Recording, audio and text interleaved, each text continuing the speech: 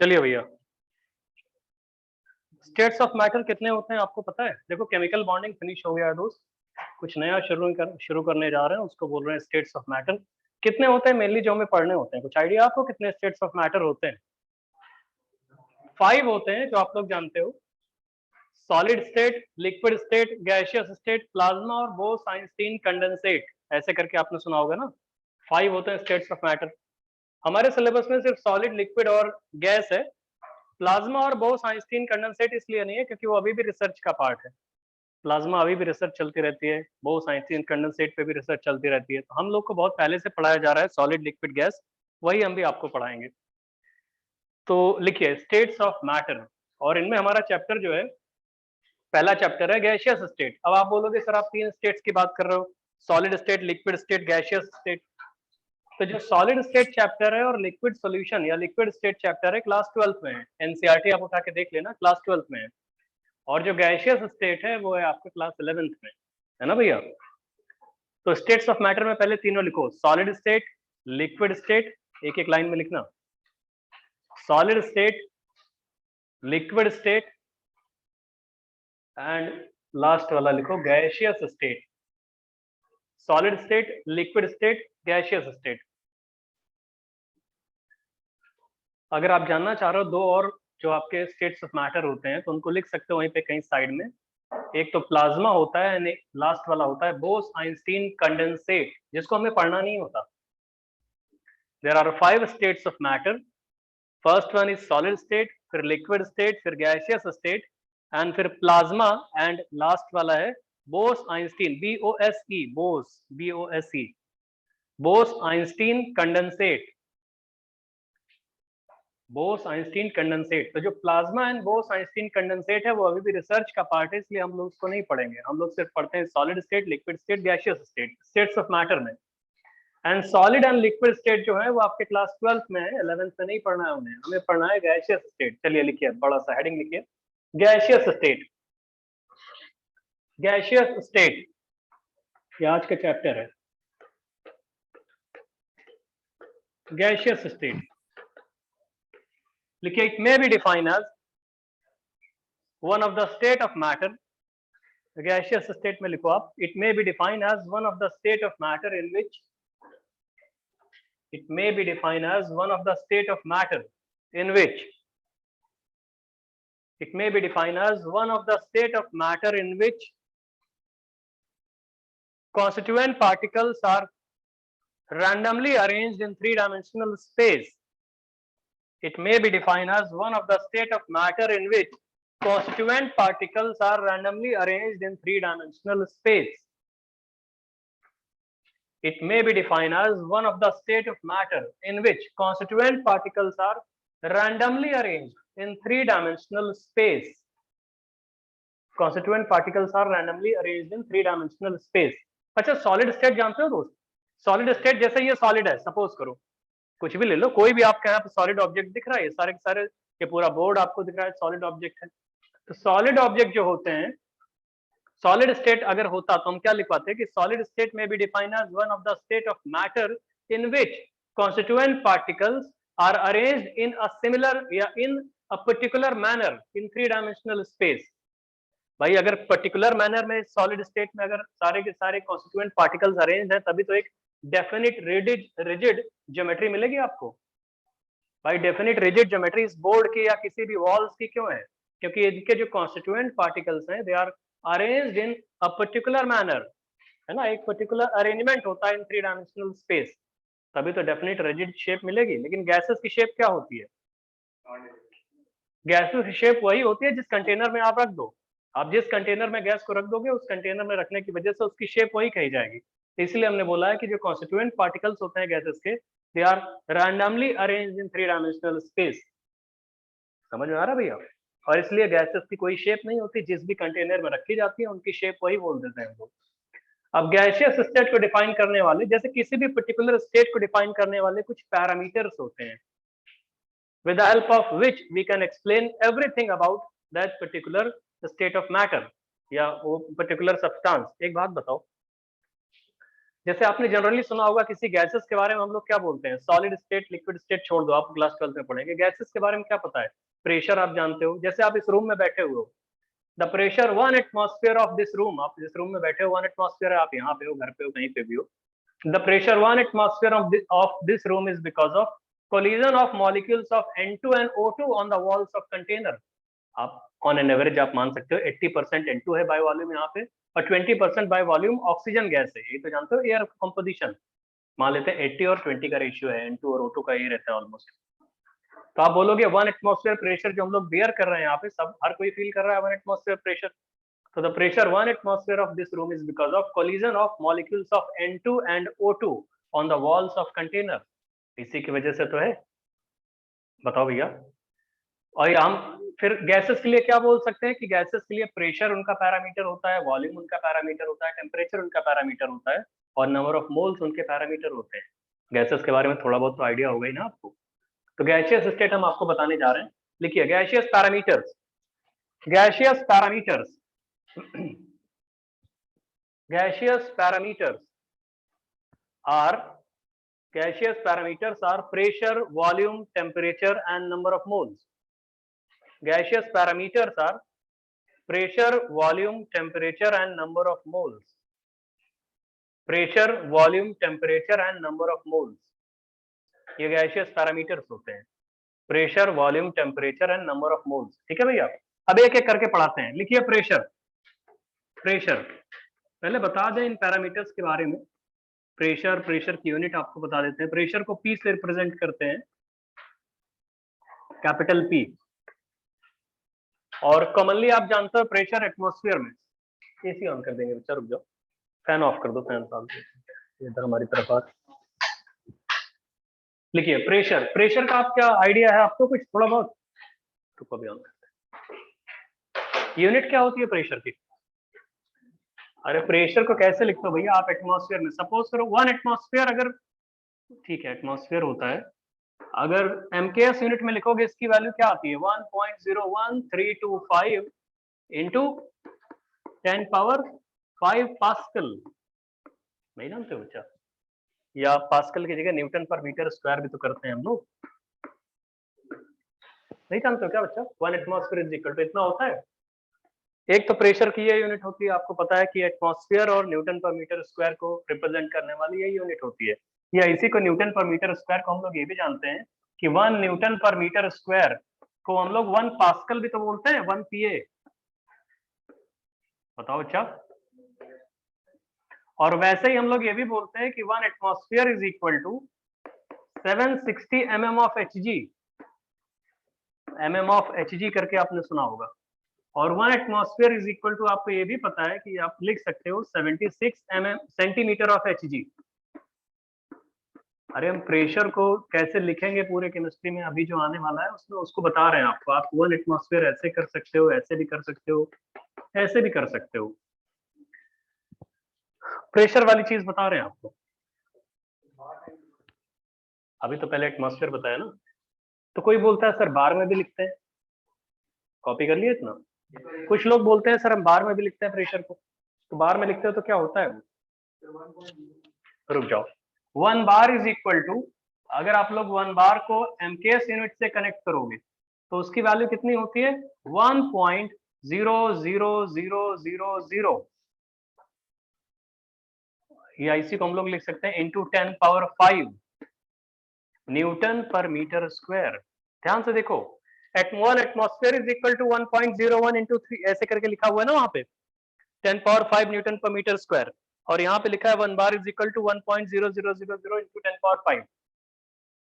Significant figure, ठीक है बाद में बताएंगे आपको। लेकिन आप ये बताओ एटमॉस्फेयर बड़ा है या बार बड़ा है? अगर आपसे कोई कंपेयर करे कि कौन सा बड़ा है, एटमॉस्फेयर बड़ा है या बार बड़ा है? एटमॉस्फेयर। इसका मतलब आप ये भी लिख सकते हो कि 1 बार इज इक्वल टू, वैसे आप देखोगे तो 0.987 एटमॉस्फेयर होता है। मतलब ये रिलेशंस आपको पता होना चाहिए प्रेशर वाले, अभी हम यूज करेंगे। देखो क्वेश्चंस आपको मिलेंगे ना, तो कभी बार में मिलेगा क्वेश्चन आपको, कभी एटमॉस्फेयर में मिलेगा, कभी mm ऑफ Hg में मिलेगा, कभी सेंटीमीटर ऑफ Hg में मिलेगा। तो आपको कम से कम रिलेट करना तो आना चाहिए।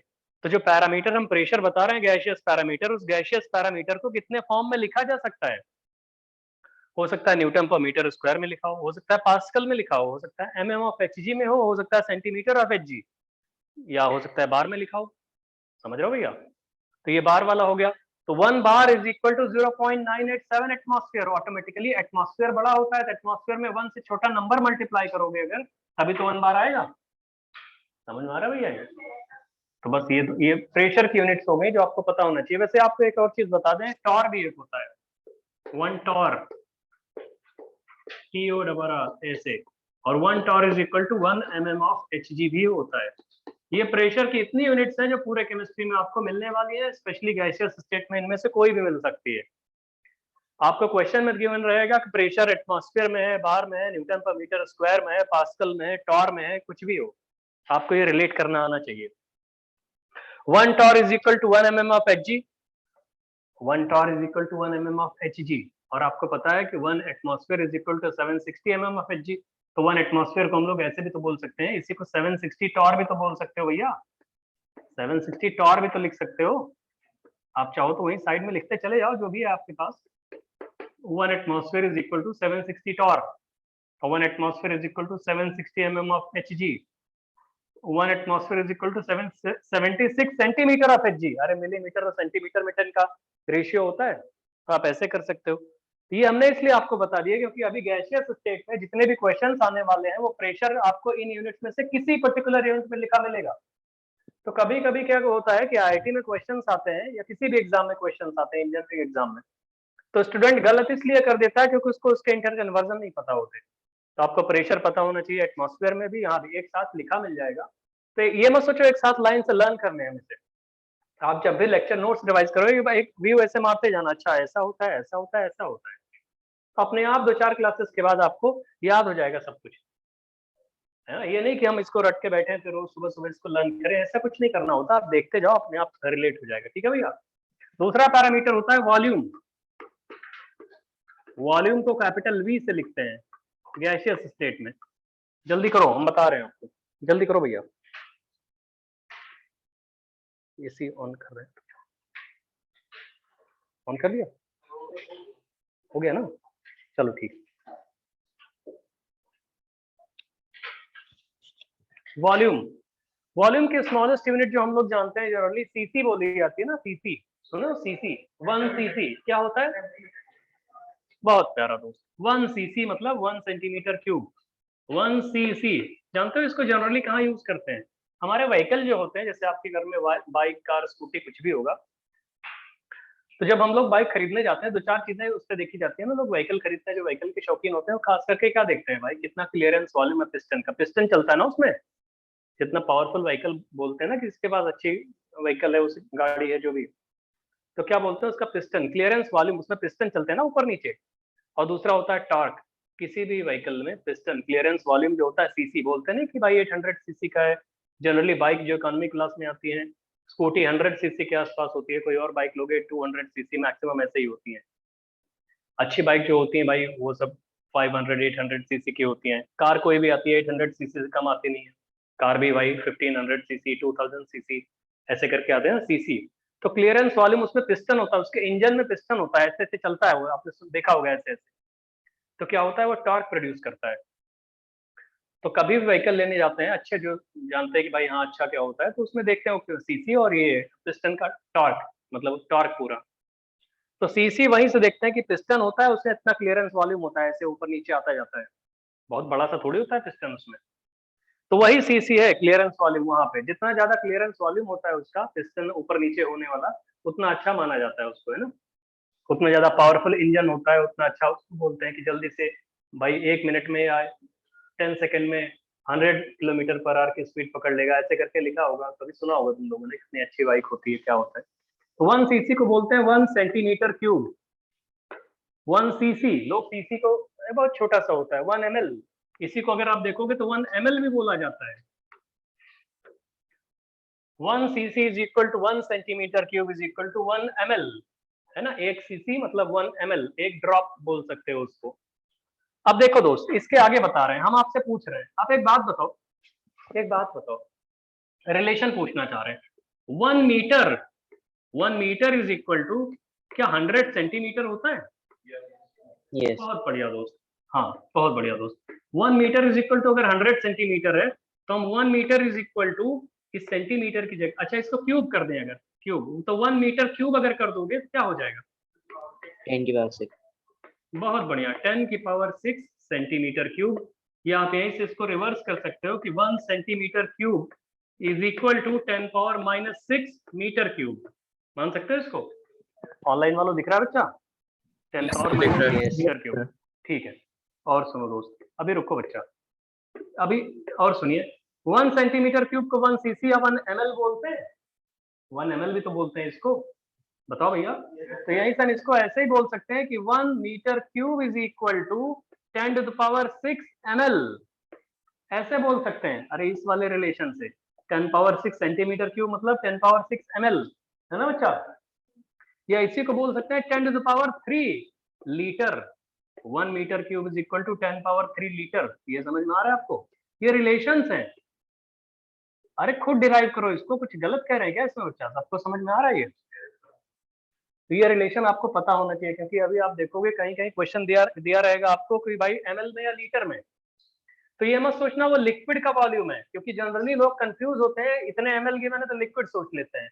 भाई खाली स्पेस को भी ml और लीटर में लिखा जाता है, खाली स्पेस को भी ml और लीटर में लिखा जाता है। जानते हो इसको विजुअलाइज कैसे करोगे? सुनो, एक काम करो, विजुअलाइज कैसे करोगे आप? 1 लीटर लेंथ का, सुनो तो, 1 लीटर लेंथ, 1 लीटर विड्थ और 1 litre height, other 1 metre length और 1 मीटर विड्थ और 1 मीटर हाइट का एक क्यूबिकल बॉक्स बना लो। समझ रहे हो भैया सब लोग? 1 मीटर लेंथ, 1 मीटर विड्थ और 1 मीटर हाइट का एक क्यूबिकल बॉक्स बना लो। उस क्यूबिकल बॉक्स में जितनी एयर फिल होगी उसी को हम लोग बोलेंगे 1 मीटर क्यूब या 10 पावर 3 लीटर। अगर कोई पूछे एयर कितनी फिल है, अगर 1 metre length, 1 metre width, 1 metre कितना होगा? हार्डली इतना सा होगा, है ना? इतना ही होता है 1 मीटर अराउंड।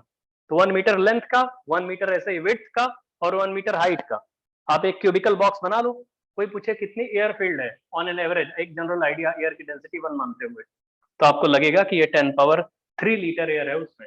या वाटर उसमें फिल करोगे ना, वैसे एवरेज आपको आइडिया जो लगा देते हैं, वाटर की डेंसिटी 1 ग्राम पर ml होती है, तो ऑलमोस्ट ऐसा ही बोल सकते हैं कि 1 लीटर लेंथ, 1 लीटर विड्थ और 1 लीटर हाइट का, other 1 metre length, 1 metre width और 1 मीटर हाइट की अगर कोई बॉक्स बनाते हो तो हम ये मान सकते हैं कि उसमें 1000 लीटर पानी आ गया होगा। सिग्निफिकेंस समझ में आ रहा है दोस्त? तो ऐसे बता रहे हैं आपको, क्या रिलेट कर पा रहे हो आप लोग कि ये पता है हमको? हमें पता क्या था? ये पता था। बाकी 1 metre is equal to 100 centimetre, तो 1 मीटर क्यूब अगर दोनों तरफ क्यूब करोगे तो मीटर का क्यूब 1 का क्यूब और 10 की पावर 2 का क्यूब, तो 10 पावर 6।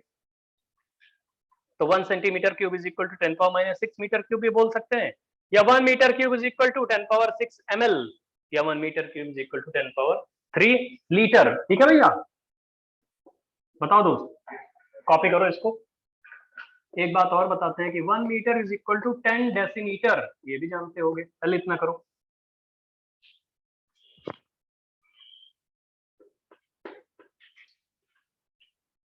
अच्छा ये जानते हो 1 metre is equal to 10 decimetre, है ना बच्चा? तो अगर यहीं से हम 1 मीटर क्यूब अगर आपसे पूछते हैं, 1 मीटर क्यूब, अरे इनकी जरूरत पड़ने वाली है अभी थोड़ी देर में।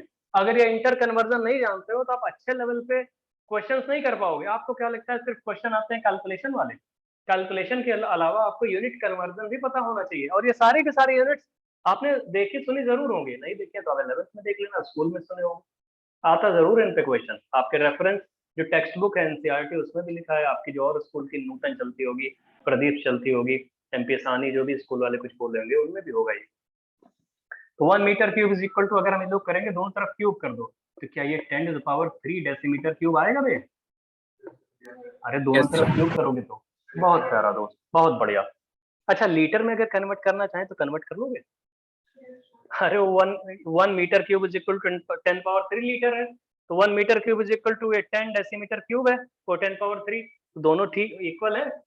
तो इन दोनों एक्सप्रेशन से हम क्या बना सकते हैं कि 1 metre cube is equal to 10 power 3 litre और 1 metre cube is equal to 10 power 3 decimetre cube.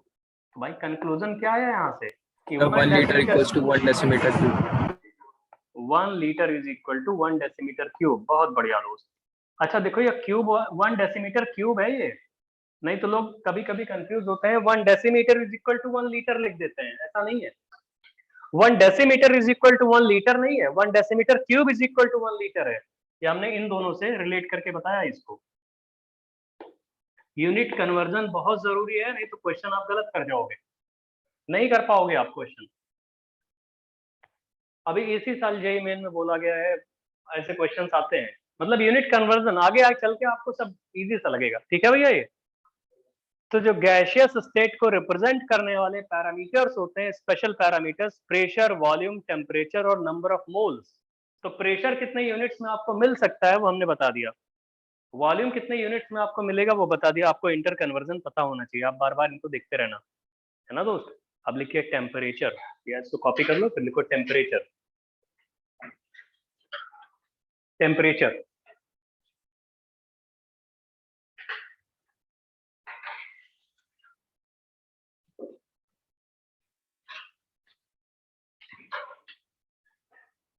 देखिए दोस्त, टेम्परेचर टेम्परेचर मेनली हम लोग डिग्री सेंटीग्रेड, केल्विन और फ़ारेनहाइट में देखते हैं, इन्हीं तीनों में देखते हैं ना। बहुत हाई टेम्परेचर के लिए, बहुत न्यूक्लियर रिएक्टर्स के टेम्परेचर मेजर करने के लिए एक टेम्परेचर और यूज किया जाता है, रैंकाइन। उसकी हमें जरूरत नहीं है, वो पूछा नहीं जाएगा आपसे कभी, बहुत हाई टेम्परेचर के लिए। प्रेशर, वॉल्यूम हो गया। टेम्परेचर में आपको हम बताएंगे सिर्फ डिग्री सेंटीग्रेड, केल्विन और तीसरा वाला फ़ारेनहाइट। आपको ये पता है डिग्री सेंटीग्रेड और उसमें केल्विन में, kelvin is equal two degree centigrade plus 273। Head करते हैं 273.13 कर देते हैं तो केल्विन आ जाता है। Yes. हाँ दोस्त, तो केल्विन जो होता है वो होता है डिग्री सेंटीग्रेड प्लस 273.13, ऐसे कर देते हो, या 273 उसको लिखो बस। तो केल्विन में टेम्परेचर अगर आपको मेजर करना है, डिग्री सेंटीग्रेड पे गिवन है, तो आप ऐसे कर सकते हो। अच्छा दोस्त ये बताओ, फ़ारेनहाइट और डिग्री सेंटीग्रेड में क्या रिलेशन है? So C/5 equals to F minus 32/9. अच्छा ठीक है। अच्छा, क्या आपको पता है कि फ़ारेनहाइट के कितने कॉलम्स डिग्री सेंटीग्रेड के कितने कॉलम से मैच करते हैं? अच्छा, 180 कॉलम्स जो होते हैं फ़ारेनहाइट स्केल के, वो मर्ज करते हैं 100 columns of degree centigrade scale. नहीं जानते हो? एक लेंथ होती है, वो लेंथ क्या है, इतनी लेंथ है, से दोनों लेंथ हमने लिख दिया। अगर आप फ़ारेनहाइट में देखोगे तो इसकी लेंथ आएगी 180 फ़ारेनहाइट, और डिग्री सेंटीग्रेड में देखोगे तो यही वाली लेंथ होती है 100 डिग्री सेंटीग्रेड। इतनी लेंथ की बात कर रहे हैं। और डिग्री सेंटीग्रेड की शुरुआत होती है 0 डिग्री सेंटीग्रेड से, और इसकी शुरुआत कहां से होती है? 32 फ़ारेनहाइट से। डिग्री सेंटीग्रेड एंड कितना करेगा, मान लो 100 डिग्री सेंटीग्रेड पे, ये कितने पे एंड करता है रे? कितना? 200, 212 पे एंड करता है ये, 212 फ़ारेनहाइट। तो इसके बीच में गैप कितना है ये? क्या 180 ही तो आएगा ये? अबे ये लेंथ कितनी है? 180 ही तो आएगी। और ये वाली लेंथ कितनी आएगी? 100। तो इसका मतलब ऐसे लिखा जाता है, सुनो तो, 180 columns of Fahrenheit scale merges with 100 columns of degree centigrade scale. लिखो, पहले इसको बना लो, आप कॉपी में ड्रॉ करो इसको, फिर आपको बताते हैं कि 180 स्केल जो होती है, या 180 कॉलम्स। पहले स्केल ऐसे बनाओ, दोनों स्केल की लेंथ सेम रखना, एक ही लेंथ पे है दोनों। बस फ़ारेनहाइट स्केल 32 से स्टार्ट होता है और 212 पे जाके रुकता है। फ़ारेनहाइट स्केल 32 से स्टार्ट होगा, 212 पे जाके रुकेगा, और डिग्री सेंटीग्रेड स्केल 0 से स्टार्ट होता है और 100 डिग्री सेंटीग्रेड पे जाके रुक जाता है। अगर हम लोग मर्ज करने की बात करते हैं, रुकने की बात का मतलब इतनी स्केल बस हम कंसिडर कर रहे हैं। लेंथ सेम होती है। पहले ये स्केल आप ड्रॉ करो, फिर हम कुछ लिखवाते हैं इसमें। वर्नियर कैलिपर्स नाम सुना है तुम लोगों ने? तो वर्नियर कैलिपर्स में मेन स्केल होती है और वर्नियर स्केल होती है। तो बोलते हैं हम लोग 10 मेन स्केल के, रादर हम लोग बोलते हैं कि 10 वर्नियर स्केल 9 मेन स्केल से कोइंसाइड करता है। सुने हो कभी? लीस्ट काउंट निकालते हैं, लीस्ट काउंट ऐसे निकालते हैं। Yes, तो दोस्त, sir. हाँ बहुत बढ़िया, अगर इतना, बहुत प्यारा दोस्त, सब लोग अगर जानते हो तो अच्छा है इसका मतलब। तो वैसे तुम कुछ बता रहे हैं, आप लोगों ने सुना होगा कि भाई 10 वर्नियर स्केल के जो डिविजन्स होते हैं वो मर्ज करते हैं या इक्वल होते हैं 9 मेन स्केल से, तो उससे लीस्ट Yes. काउंट निकाल लेते हैं हम लोग, जो भी निकालना होता है। वही कुछ केस यहाँ पे भी चल रहा है। हम बोल रहे हैं कि 100 columns of degree centigrade scale merges with 180 columns of Fahrenheit scale. लिखो जरा, जब स्केल बना लिया उसके बाद लिखना कि 180 columns of COLUMN 180 columns 180 columns of Fahrenheit scale, F scale भी लिख सकते हो, F स्केल कैपिटल F या फ़ारेनहाइट।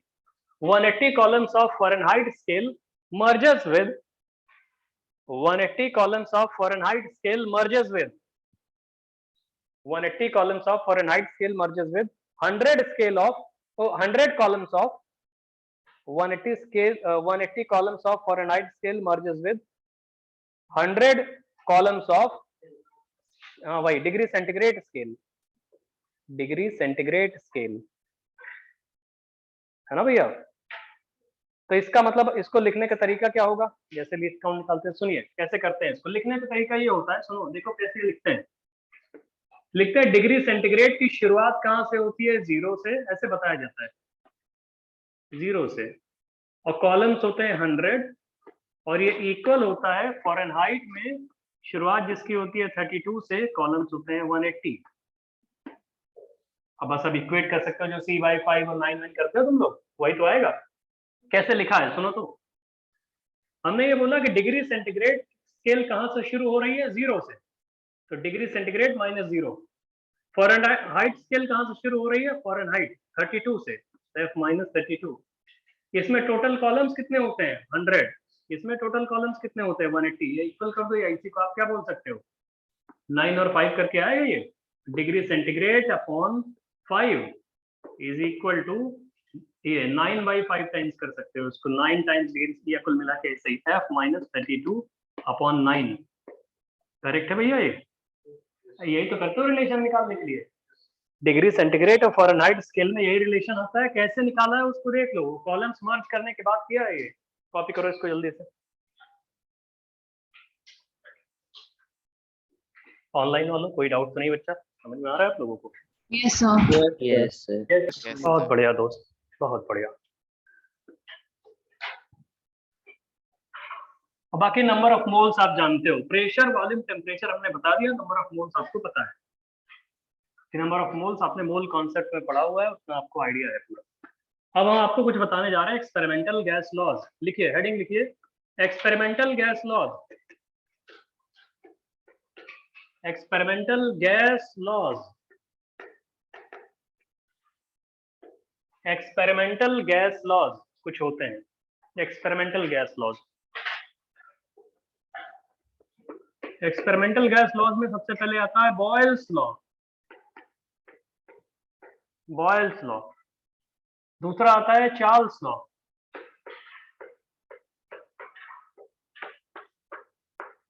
Charles law. जल्दी लिखो भैया, 4 लॉज होते हैं एक्सपेरिमेंटल गैस लॉज, वो चारों हम लिख देते हैं। पहले आपने क्या लिखा, बॉयल्स लॉ है ना, अपोस्ट्रोफी ई के बाद है। चार्ल्स लॉ, उसमें एस के बाद अपोस्ट्रोफी है, उसके नाम में चार्ल्स है ना, तो एस नहीं लगाते हैं उसमें, उसका नाम ही चार्ल्स है, तो चार्ल्स के बाद फिर अगर एस लगाना होता तो नहीं लगाते हैं, यहीं पे ऐसे लगा देते हैं बस, चार्ल्स लॉ। और थर्ड वाला लिखो, गे-लुसैक्स लॉ, नाम देखो भाई का, गे-लुसैक्स लॉ। और लास्ट वाला है एवोगैड्रोस लॉ।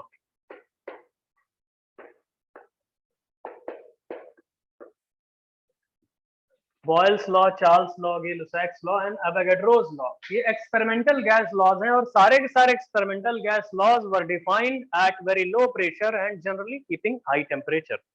लिखो, all experimental gas laws are defined, मतलब पहले तो अब इनके बारे में कॉमन पॉइंट बता दें। All experimental gas laws are defined, all experimental gas laws are defined at very low pressure. All experimental gas laws are defined at very low pressure and sufficiently high temperature. All experimental gas laws are defined at very low pressure and sufficiently high temperature. All experimental gas laws are defined at very low pressure and sufficiently high temperature. All experimental gas laws are defined at very low pressure and sufficiently high temperature. चलिए number 1 लिखिए, Boyle's law. शुरू करिए। Boyle's law,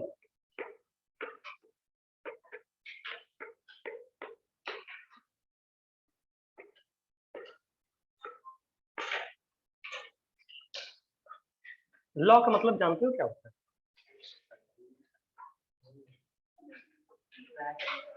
facts type से होते हैं। Law में क्या होता है, जैसे बहुत सारी चीजें क्या होती है, पहले मैथमेटिकली इक्वेशन बना ली जाती है, इक्वेशन बनाने के बाद उनको बोला जाता है कि वो चीज इस इक्वेशन को फॉलो कर रही है।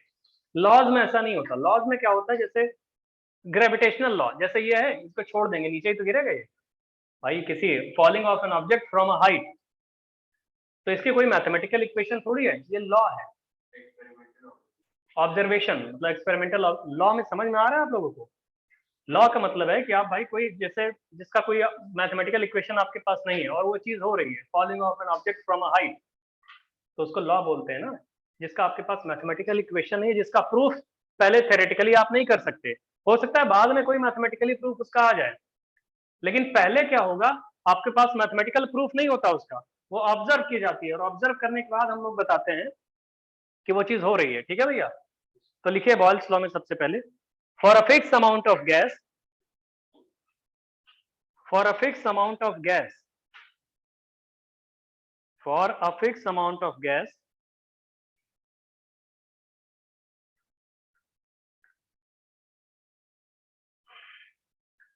कॉमा करके लिखो, at constant, for a fixed amount of gas at constant temperature, for a fixed amount of gas at constant temperature,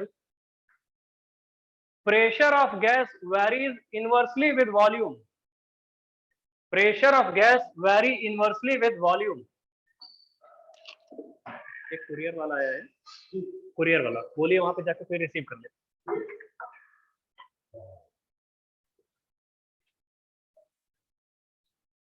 For a fixed amount of gas at constant volume, oh sorry, constant temperature, यही लिखे हो ना आप लोग? For a fixed amount of Yes, gas sir. at constant temperature, pressure of gas varies या vary inversely with volume। ठीक है बच्चा? प्रेशर जो गैस का होगा वैरी करेगा इनवर्सली विद वॉल्यूम। ये बॉयल्स ने बोला, क्या बोला इन्होंने कि भैया आपके पास एक क्लोज्ड कंटेनर है, सपोज करो, देखिए ऐसे, इसमें कोई गैस आपने फिल कर दिया, अब पिस्टन है, पिस्टन आपने लगा दिया, यहाँ पे कोई गैस आपने फिल किया हुआ है, गैस ए, जिसके n मोल्स हैं, और इसको आपने क्या किया, फिक्स्ड अमाउंट कर दिया है, फिक्स्ड मोल। अरे फिक्स्ड अमाउंट कर दो या फिक्स्ड मोल कर दो, बात तो बराबर है।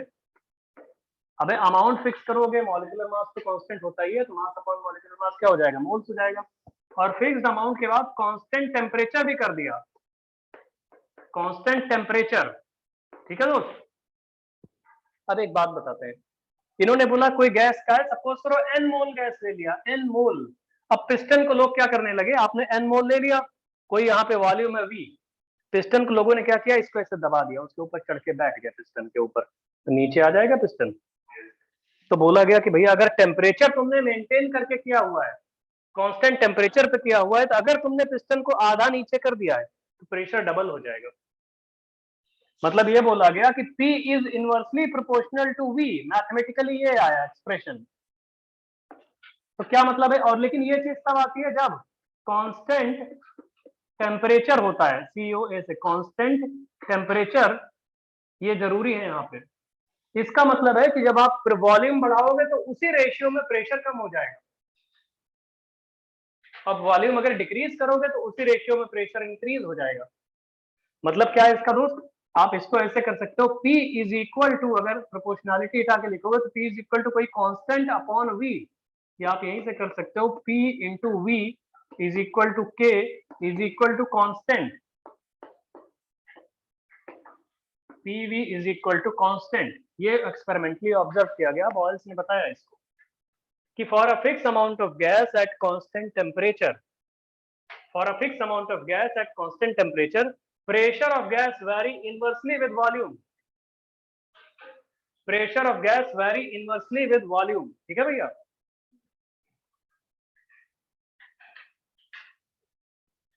समझ रहे हो दोस्त? तो आप पहले इसको लिखो जरा ऐसे ही। क्या आप समझ पा रहे हो? अगर हम लोग इसको पिस्टन को ऊपर उठाते हैं, सुनो तो दोस्त इधर देखो, अगर पिस्टन को आप कोई बोले कि सर हम इसको ऊपर उठा लेंगे, थोड़ा सा जैसे ही ऊपर लेके जाओगे इसको, तो आपने क्या किया, वॉल्यूम बढ़ा दिया ना, तो वॉल्यूम बढ़ाओगे तो ऑटोमेटिकली प्रेशर कम हो जाएगा, क्योंकि ये इन दोनों का multiplication has to be constant. तो अगर आपने ये इंक्रीज किया, अगर P इंटू वी, इनका मल्टीप्लीकेशन हैज टू बी एक fix value, constant value at a particular temperature. तो अगर आप प्रेशर इंक्रीज करोगे तो वॉल्यूम ऑटोमेटिकली डिक्रीज हो जाएगा, सच दैट इन दोनों का मल्टीप्लीकेशन फिर से वही वैल्यू आ जाए जो ओरिजिनली हुआ करती थी। समझ रहे हो भैया? तो अगर आपने पिस्टन को ऊपर ऐसे दबा दो साले को, उसको नीचे यहाँ तक ले आओ, आधा ले आओ, मान लो सपोज करो आपने इसका प्रेशर डबल कर दिया, तो वॉल्यूम ऑटोमेटिकली एकदम हाफ हो जाएगा इसका। अगर आपने पिस्टन को ऊपर उठा लिया ऐसे ही, मान लो वॉल्यूम डबल कर दोगे, तो प्रेशर 1/2 हो जाएगा। अगर 2v करोगे तो ये P/2 हो जाएगा, जिससे कि मल्टीप्लीकेशन 2 कैंसिल हो जाए। जिस रेशियो में प्रेशर आप इंक्रीज करोगे उसी रेशियो में वॉल्यूम डिक्रीज हो जाएगा। नहीं समझ रहे हो? तो इनका मल्टीप्लिकेशन ये कांस्टेंट होता है। जल्दी इसको लिखो फिर बताते हैं हम।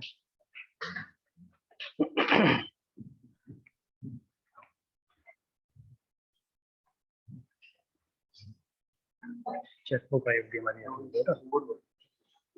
रुको, क्या है 1752।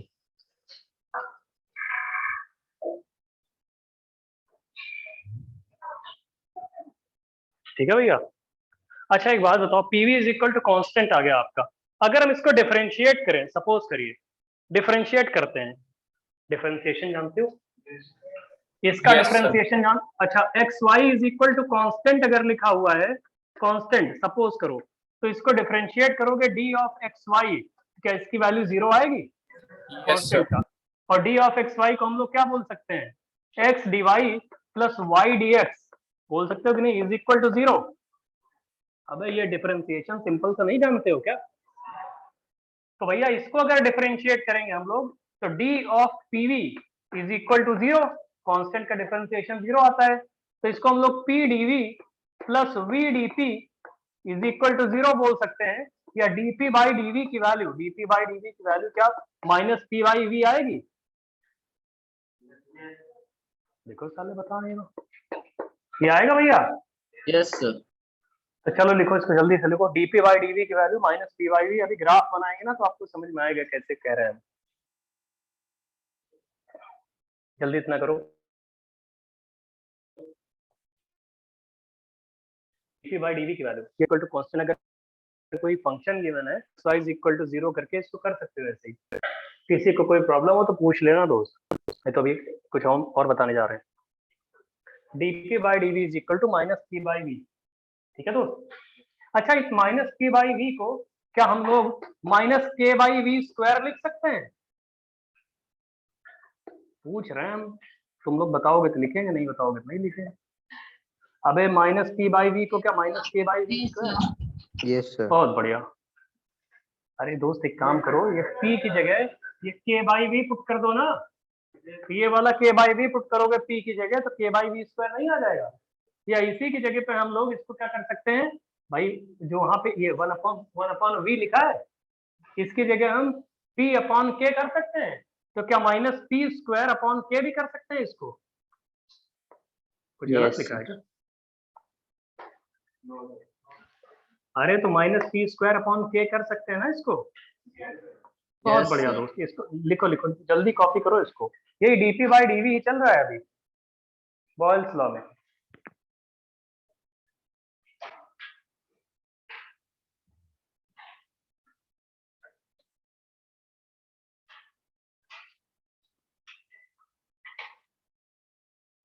अब ग्राफ देखिए, कॉपी कर चुके हो? देखो दोस्त ग्राफ देखो, अगर आपसे हम पूछते हैं, सुनो तो, अच्छा हाइपरबोला जानते हो? हाइपरबोला साले सुने हो कभी? Yes, sir. अच्छा, बहुत बढ़िया दोस्त। हाइपरबोला रेक्टेंगुलर हाइपरबोला जानते हो, X Y is equal to C square, Yes, नहीं sir. जानते हो? अरे कुछ लोग को पीछे कोनो बता रहे नहीं जानता है। चलो कोई बात नहीं। PV is equal to constant, ये क्या होता है? बॉयल्स लॉ होता है। जैसे CON ऐसे STT लिख दिया जाता है कांस्टेंट को, ठीक है। तो ये बताओ PV is equal to constant है, अगर हम आपसे पूछें इस कांस्टेंट की वैल्यू, ठीक है, कोई कोई वैल्यू होगी, मान लो K है इसकी वैल्यू, जो कि कांस्टेंट रहेगा at a fix temperature, Boyle's law बता रहे हैं। कोई पूछे सर एक बात बताओ, अगर हम लोग प्रेशर या पीवी वर्सेस प्रेशर के बीच में ग्राफ बनाएंगे तो क्या आएगा? पीवी वर्सेस वॉल्यूम के बीच में ग्राफ बनाएंगे तो क्या आएगा? बॉयल्स लॉ में थर्ड ग्राफ हम आपसे पूछ रहे हैं, log P ln P और ln V के बीच में ग्राफ बनाएंगे क्या आएगा? और फिर पूछेंगे log P 10 बेस पे होता है log V के बीच में ग्राफ क्या आएगा? जितना पूछे उतना बताओ, कर लो, दिमाग नहीं लगाओ तुम लोग, बताओ क्या करोगे इसमें? और सुन लो, एक और ग्राफ, अभी तो मेन वाला तो रह ही गया, प्रेशर वर्सेस वॉल्यूम के बीच में ग्राफ क्या आएगा?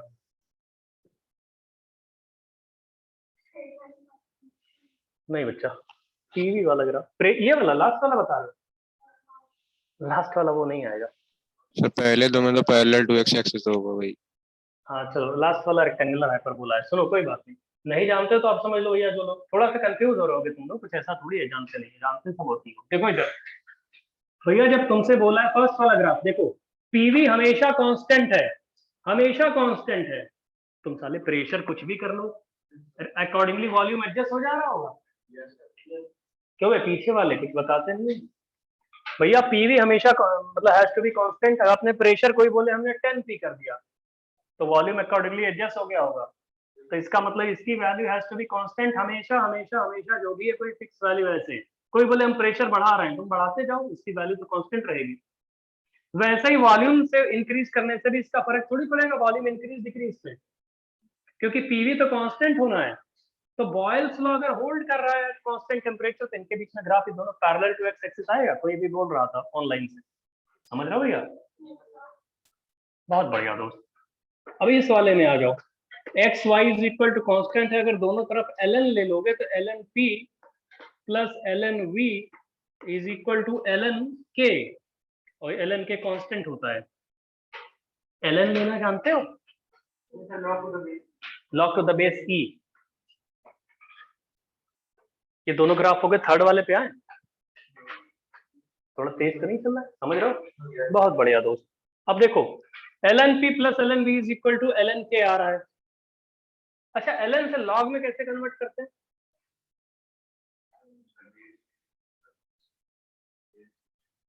E बेस से 10, हाँ बहुत बढ़िया दोस्त, कोई बोल रहा है E बेस से 10 बेस पे कैसे जाते हैं? ओहो तुम लोग जो है, अच्छा ln x is equal to, सुनो तो कोई बात नहीं, कोई बात नहीं जानते तो हम बता रहे हैं ना, आप नहीं जानते हो तभी तो आए हुए हो तुम लोग, समझोगे अब आ जाएगा अभी।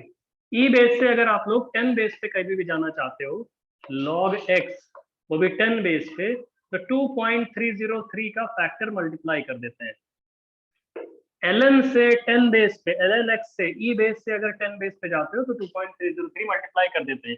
तो इसी को हम ऐसे भी लिख सकते हैं, log P plus log V is equal to log K। खैर यहाँ पे 2.303 कट जाएगा सबसे, लेकिन ये रिलेशन कहीं पे लिखो अपनी कॉपी में। मतलब ये तो खैर ln वाला और log वाला 2.303 कैंसिल हो जाएगा, तो ऐसे ही आ जाएगा, वो कोई बड़ी चीज नहीं है। ये यहाँ से आप log P अलग कर लोगे अगर, ये आ जाएगा minus log V plus log K। अरे सर अच्छा, ऑनलाइन वाले कॉपी कर लिए दोस्त? Yes, sir. Yes Yes, sir. sir. बहुत बढ़िया दोस्त, याद रखना ये सब, अगर नहीं जानते हो तो लर्न कर लो। कोई भी ऐसी चीज जो नहीं जानते हो हम बता देंगे आपको, कुछ कहेंगे नहीं, लेकिन दोबारा कभी पूछे तो ये ना कहना कि हम नहीं जानते हैं। देखो दोस्त, ln से log पे अगर 10 बेस पे जाते हो, E बेस से 10 बेस पे 2.303 मल्टीप्लाई करना पड़ता है। अब देखिए आपने क्या लिखा, ln P plus ln V is equal to ln K, या 2.303 से मल्टीप्लाई करोगे तो log p plus log v is equal to log k आ गया। ठीक है दोस्त, अब ln p या log ln p को आप क्या मान रहे हो, y एक्सिस। ध्यान से देखो, ln p को क्या मान रहे हो, y एक्सिस, ln v को क्या मान रहे हो, x एक्सिस। तो इसको उधर ले जाओ तो क्या y is equal to c minus mx आएगा। अबे ln p is equal to, यहाँ पे लिख देंगे, हाँ तो ln p अगर आप लिखोगे तो ये आ जाएगा ln k minus ln v। ln p को आपने क्या माना, y, इसको मान लो c माइनस mx, m की वैल्यू 1 आ जाएगी। क्या समझ रहे हो, y is equal to c minus mx type से। यस क्योंकि y एक्सिस क्या माना है आपने, y एक्सिस पे ln p, समझ रहे हो भैया। अबे ln p को तुमने y एक्सिस पे अज्यूम कर लिया, तो इधर ऐसे कर दिया। ln k क्या है, कांस्टेंट है कोई, तो उसको आपने c अज्यूम कर लिया। ln v को क्या अज्यूम किया, ये x एक्सिस, तो स्लोप क्या आएगा, 1, -1 स्लोप है। नहीं समझ रहे हो, तो -1 स्लोप का मतलब क्या होता है, 45 डिग्री पे या 135 डिग्री पे डिक्रीजिंग आएगा वो। और जब ln v की वैल्यू 0 थी, सुनो तो अभी देखो सामने, पहले ln v की वैल्यू 0 जब थी, तो ln v की वैल्यू 0 मतलब यहाँ पे, तो ln v की वैल्यू 0 थी, तो ln p की वैल्यू क्या थी, क्या ln k हाइट पे थी अगे, किसी पर्टिकुलर हाइट पे, तो क्या ग्राफ ऐसे आएगा, ऐसे। गलत कह रहे हैं क्या, ठीक है ना। और ये tan थीटा की वैल्यू क्या होगी यहाँ पे, क्या tan थीटा की वैल्यू -1 आएगी। अरे इस वाले में tan थीटा की वैल्यू -1, कोई डाउट हो किसी को तो पूछ लो। बॉयल्स लॉ पे पूछा जाएगा tan theta is equal to क्या, तो लिखोगे ना इसमें, अगर ऐसा ग्राफ है तो tan theta is equal to -1। यार ग्राफ समझा ली, किसको समझना है भैया, क्या प्रॉब्लम है तुमको इसमें, स्लोप जल्दी कौन बताओ क्या भैया। एक लोग पूछ रहे हैं स्लोप कांस्टेंट कैसे हो गया। समझ में आ गया वो। क्या बच्चा, हाँ जो पूछ रहा हूँ वही बता रहे हैं भैया। ये देखो आपने लिखा ln p, तो ln p से आप इसको एक काम करो, ln p y एक्सिस पे है तो आप इसको ln p एक तरफ कर लो। ln p अगर एक तरफ कर लिया आपने तो राइट साइड क्या आएगा, ln k और minus ln v।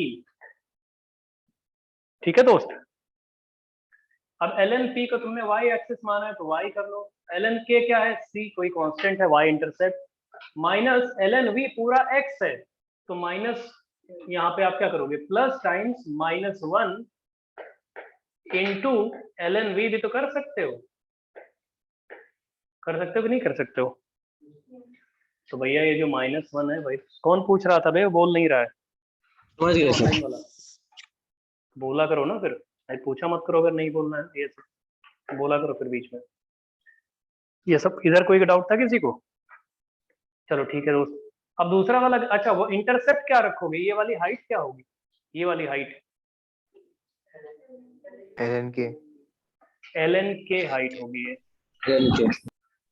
ln k height होगी y इंटरसेप्ट। सिमिलरली ये लास्ट वाला, ये जो इसी के नीचे बना हुआ ग्राफ, इसमें हाइट आएगी log k, आएगी इसकी हाइट, और ये भी एक नेगेटिव स्लोप के साथ आएगा। लकीली वो स्लोप इसका अगेन -1 ही आएगा, tan थीटा की वैल्यू यहाँ भी -1 आएगी।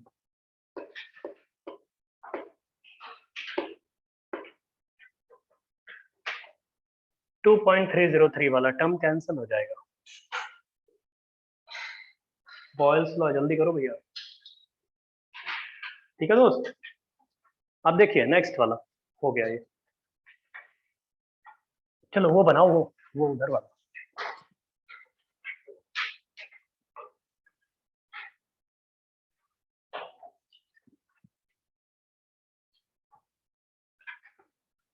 क्या होता है आपको क्या पता है, ये PV is equal to constant होता है इसमें, PV is equal to K is equal to constant, ये बॉयल्स लॉ है। तो इसका मतलब है कि अगर आप पीवी, ये वैसे मैं आपको बता दें X Y is equal to C square, जो लोग नहीं जानते हो कोई बात नहीं, उनको बता दें। पी क्या लिखा है वाई एक्सिस पे, और वी क्या लिखा है एक्स एक्सिस पे। सब लोग ध्यान से सुनना, इस बार बार पूछोगे दोस्त। पी लिखा है वाई एक्सिस पे, वी लिखा है एक्स एक्सिस पे, तो इसको हम X Y is equal to constant कोई ग्राफ मान सकते हैं इसको, x into Y is equal to constant. तो इसका मतलब x और y की वैल्यू ऐसी होनी है जिससे इसकी वैल्यू कांस्टेंट रहे हमेशा। सपोज करो x की वैल्यू 10 ले लिया इनिशियली, t इक्वल टू 0 पे आपको क्या दिया है, मान लो ऐसे ही x इक्वल टू 10 और y इक्वल टू 1/10, तो दोनों का मल्टीप्लिकेशन क्या हो गया 1। तो जब आपने 10 लिखा था x की वैल्यू, तो इसकी वैल्यू थी 1/10, तो 1 था। अब जैसे सपोज करो इसकी वैल्यू 5 करोगे तो क्या 1/5 हो जाएगा, इसकी वैल्यू 2 करोगे तो ये 1/2 हो जाएगा, क्योंकि उनका मल्टीप्लिकेशन हमेशा 1 रहना है दोनों का। वो 1 हमने अज्यूम कर लिया, तुम कोई और वैल्यू अज्यूम कर सकते हो, हमने एक कांस्टेंट अज्यूम कर लिया 1। तो इन दोनों का मल्टीप्लिकेशन, तो सपोज करो आपने जब इसकी वैल्यू 10 ली थी, y की वैल्यू 10 या प्रेशर की वैल्यू 10 ली हुई है, तो ये 1/10 आएगा। इसकी वैल्यू जब तुम 5 करोगे तो ये थोड़ा सा बढ़ जाएगा, 1/5 आएगा। तो जैसे इसकी वैल्यू, अच्छा तो जब इसकी वैल्यू तुम 1/10 करोगे तो क्या ये 10 हो जाएगा। अबे जब एक तो यस सर। समझ में आ रहा है। तो ये ग्राफ एक्चुअली में जब इसकी वैल्यू तुम करोगे, सपोज करो इसकी प्रेशर की वैल्यू सपोज कर दो तुम 10,000, सपोज करो प्रेशर की वैल्यू तुमने कर दिया 10,000, एकदम y एक्सिस का ऊपर चढ़ जाएगा, तो उस टाइम वॉल्यूम की वैल्यू 1/10,000 आएगी। तो 1/10,000 एकदम एक किनारे, समझ में आ रहा है। तो ग्राफ क्या ऐसे यहाँ एकदम जीरो ओरिजिन से एकदम ऊपर से एकदम स्टार्ट, टच नहीं करेगा, वो टच नहीं करेगा, ऐसे आएगा और ऐसे निकलता चला जाएगा। बताओ भैया, ना तो वो एक्स एक्सिस को टच करेगा, क्योंकि जब ये जीरो होगा ही नहीं कोई भी, क्योंकि जीरो के लिए डिफाइन ही नहीं होगा, क्योंकि दोनों का मल्टीप्लिकेशन क्या होना है 1, ठीक है, 1 या कोई एक पर्टिकुलर वैल्यू। तो भैया x की वैल्यू और मल्टीप्लाइड बाय y की वैल्यू हमेशा एक कांस्टेंट वैल्यू आनी है, जीरो तो होनी नहीं है। तो इसका मतलब है जीरो दोनों में से कोई नहीं होगा, वो ऊपर से एकदम आया ग्राफ ऐसे ही, और ऊपर से आते आते ये नीचे भी ना तो कभी y एक्सिस को पूरा टच करेगा, ना तो x एक्सिस टच करेगा। इसी को बोलते हैं rectangular hyperbola. X Y is equal to constant जो ग्राफ होता है उसे रेक्टेंगुलर हाइपरबोला बोलते हैं। हाइपरबोला का एक स्पेशल फॉर्म होता है, जो आप लोगों ने कोनिक सेक्शन का थोड़ा सा आपने आइडिया लिया होगा। तो कोनिक सेक्शन में हाइपरबोला एक चीज होती है और उसी में आता है रेक्टेंगुलर हाइपरबोला, रेक्टेंगुलर। और रेक्टेंगुलर हाइपरबोला की इक्वेशन क्या होती है, X Y is equal to constant, बस इतनी सी इक्वेशन होती है उसकी। और बाकी वैसे जानते हो ना, X square plus Y square, और उसमें आगे और भी जो भी कुछ होता है हाइपरबोला की इक्वेशन, जानते हो कि नहीं जानते हो? नहीं जानते हो, X square minus Y square is equal to A square type से कुछ होता है ना, ऐसे करके। हाँ, तो और भी कुछ जनरल इक्वेशन हो सकती है, हम तो आपको रेक्टेंगुलर हाइपरबोला बता रहे हैं। या कभी भी आपको कोई भी X Y is equal to constant का ग्राफ बनाना हो, तो X Y is equal to constant ऐसे ही आएगा, ना तो कभी एक्स एक्सिस को टच करेगा, ना ही कभी वाई एक्सिस को टच करेगा। कोई बोले वॉल्यूम हमने बहुत लार्ज कर दिया, वॉल्यूम कर दिया हमने 1 मिलियन लीटर, तो वॉल्यूम 1 मिलियन मतलब एकदम एक्स एक्सिस पे उधर जाके, तो उस टाइम प्रेशर की क्या वैल्यू होगी, बहुत कम होगी, तभी वो टच थोड़ी करेगा, एकदम ग्रेस करता हुआ ऐसा घसीटते हुए चला जाएगा इधर। समझ रहे हो भैया, ये बॉयल्स लॉ के बारे में है। बॉयल्स लॉ क्या बताता है, एक बीकर है आपके पास, रादर एक कंटेनर है, उस कंटेनर में आपने कोई गैस ले ली, कोई गैस ले लिया, उस पर कांस्टेंट टेम्परेचर लगा दो, डायाथर्मिक वॉल्स लगा दो, ऐसी वॉल्स लगा दो जो टेम्परेचर को एडजस्ट कर सकती हो, और फिक्स अमाउंट ऑफ गैस रख दो, अमाउंट ना चेंज कर देना, अमाउंट कोई फिक्स अमाउंट रख दो। अब तुम पिस्टन को ऊपर नीचे लेके जाओ, जैसे जैसे तुम पिस्टन को ऊपर नीचे ले जाओगे, तुम प्रेशर ना रीड कर पाओ, वॉल्यूम तो रीड कर लोगे। अबे भैया तुम पिस्टन तो दिखेगा तुमको, पहले वॉल्यूम आपने रखा, पिस्टन को ऊपर उठाओ, लग जाएगा हाँ डबल हो गया। अब प्रेशर कितना हुआ होगा, बिना सोचे समझे बोल दो, प्रेशर इसका 1/2 हो गया होगा। आपने क्या किया, पिस्टन को 3 टाइम्स बढ़ा दिया, तो बोल देना प्रेशर 1/3 हो गया होगा, क्योंकि उन दोनों का multiplication has to be PV is equal to constant. ये बॉयल्स लॉ होता है, समझ में आ गया दोस्त। लिखिए next, Charles law, Charles CHARL ऐसे, चार्ल्स लॉ।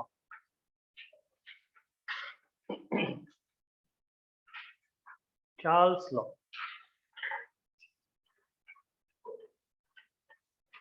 स्लोप जानते हो तुम लोग, स्लोप लोग। एक्चुअली हमने एक चीज यहाँ पे मिस बताया ही नहीं, क्योंकि हमें लग रहा है हमें बहुत समझाना पड़ेगा। जो हमने अभी इक्वेशन निकाली थी dp/dv करके, उसको हमने बताया ही नहीं था।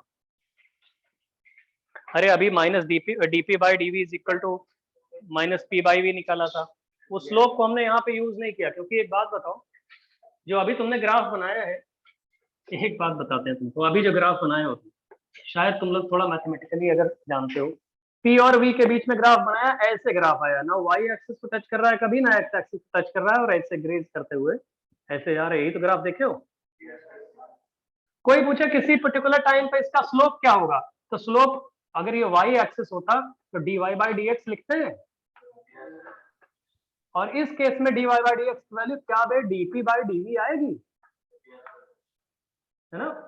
अगर किसी भी पॉइंट पे पूछे आपसे स्लोप बताओ, मान लो ये पॉइंट है, इस पॉइंट के करस्पॉन्डिंग स्लोप बताओ, इस पॉइंट के करस्पॉन्डिंग, तो यहाँ पे मान लो पैरामीटर्स इसके P1 और V1 दिए हैं, रादर एक्स और वाई एक्सिस लिखेंगे तो पहले एक्स लिखते हैं ना, V1 और P1 दिए हुए हैं सपोज करो इसके, तो क्या इसकी वैल्यू इस पॉइंट पे, इस पर्टिकुलर पॉइंट पे अगर स्लोप कोई पूछेगा तो ऐसे एक लाइन खींचते हैं स्लोप वाली, ऑनलाइन वालों दिख रहा है भैया, ये डिस्टिंग्विश कर पा रहे हो? Yes, sir.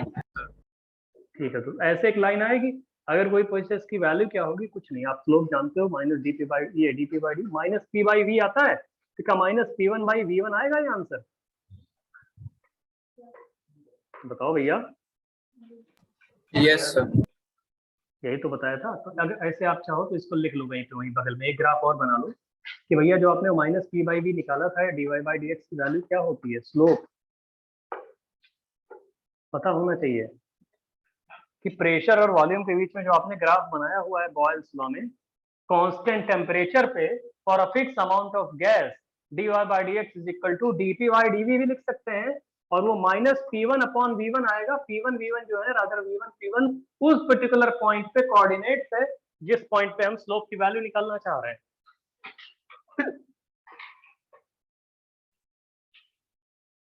समझे भैया, जल्दी करो।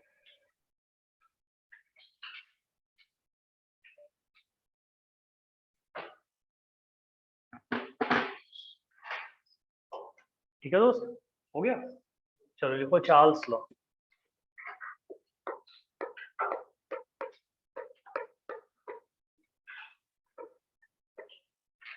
चार्ल्स लॉ, चार्ल्स लॉ लिखिए, for a fix amount of gas, देखो फिक्स अमाउंट ऑफ गैस जरूर रहेगी, उसका अमाउंट ना चेंज कर देना तुम बार बार हर एक्सपेरिमेंट में, एक बार कोई अमाउंट आपने चूज कर लिया वो हमेशा ही कांस्टेंट रहेगा। लिखो for a fix amount of gas, फिर कॉमा लगाइए, for a fix amount of gas, फिर उसके बाद comma, for a fix amount of gas और उसके बाद कॉमा लगाओ, लिखो eight constant pressure, for a fix amount of gas at constant pressure volume of gas vary,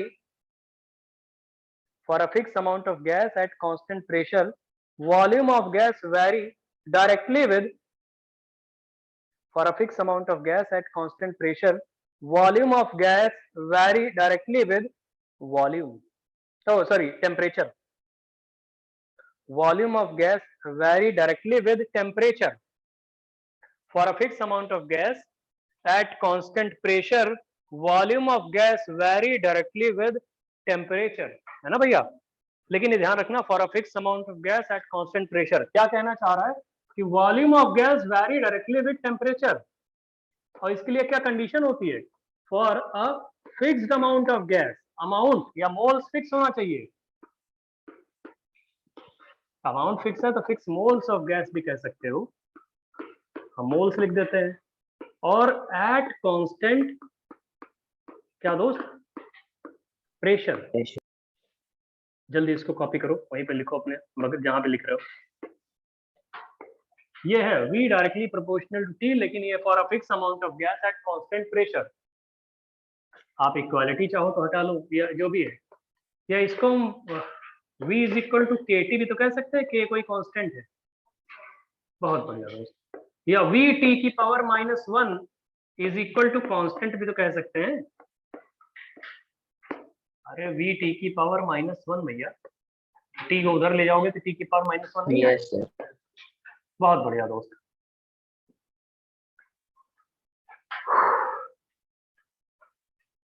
बताओ क्लियर है ये, बहुत बढ़िया। Yes, sir. अच्छा एक बात, ठीक है दोस्त, बहुत अच्छा, इतना कॉपी कर लो जल्दी। अब सुनिए हमारी बात सुनिए, ये हो गया v is equal to T T, एक स्ट्रेट लाइन। अब हम आपसे ग्राफ पूछ रहे हैं, सीधे ग्राफ लिखते हैं, इक्वेशन तुम लोग अपने आप से बनाना। हम ये कह रहे हैं दोस्त, ये कह रहे हैं भैया कि अगर वॉल्यूम आपको y एक्सिस पे गिवन है, वॉल्यूम, और x एक्सिस पे टेम्परेचर गिवन है, कैसा ग्राफ बनाओगे? पूछ रहे हैं। वॉल्यूम आपको y एक्सिस पे गिवन है और x एक्सिस पे टेम्परेचर गिवन है, कैसे ग्राफ बनाओगे? अरे straight line passing through origin, अबे y equal to mx type से ग्राफ है ना ये, तो y equal to mx type से ग्राफ है। t इक्वल टू 0 पे वॉल्यूम की वैल्यू क्या रही होगी? 0। तो वैसे इतना वॉल्यूम 0 होता नहीं है, तो ऐसे सुनो तो ये ग्राफ ऐसे बनाते हैं, dash dash dash dash dash, एकदम 0 से दिखाते नहीं है, यहाँ से कंटिन्यू करते हैं ग्राफ कि वॉल्यूम बढ़ाओगे तो टेम्परेचर भी बढ़ेगा, लेकिन एकदम 0 दोनों थोड़ी होते हैं। अरे 0 केल्विन टेम्परेचर थोड़ी दिखाया जाता है यार, तो इसलिए कुछ एक्स्ट्रापोलेट कर देते हैं इसको, कोई एक पर्टिकुलर वैल्यू से ही शुरुआत होती है इस ग्राफ की। तो v और t के बीच में ये ग्राफ आएगा, और अगर टेम्परेचर या वॉल्यूम बढ़ाओगे तो दोनों ही डायरेक्टली प्रोपोर्शनल है, किसी को भी बढ़ाओगे तो बढ़ते चले जाएंगे। पहला वाला ग्राफ हो गया, दूसरा ग्राफ बता रहे हैं आपको, जल्दी करो इसे।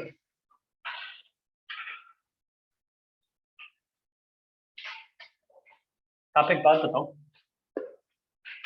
अगर हम लोग यहाँ पे ln p है नहीं, ln v और ln t के बीच में ग्राफ बनाए, कैसा आएगा?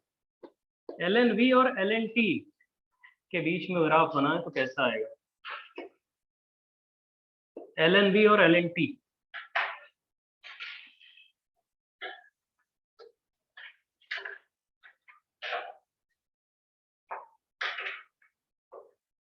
कुछ प्रॉब्लम हो किसी को तो पूछा करो भैया, और समझ ना आ जाए तो बताओ, ना आए तब भी बताओ। ln v ln t इनके बीच में, अरे यार तुम लोग इसका लॉग ले लो ना, ln ले लो पहले, स्ट्रेट लाइन। हाँ तो ln v is equal to ln k plus ln t, ln a समझ में आ रहा है कैसे? तो भैया ln v y एक्सिस पे, ये हो जाएगा c plus mx, ln t क्या है? x है, m की वैल्यू क्या है? 1। तो इसका मतलब ग्राफ पॉजिटिव स्लोप के साथ ऐसे बढ़ता चला जाएगा, और tan थीटा की वैल्यू क्या आएगी? 1।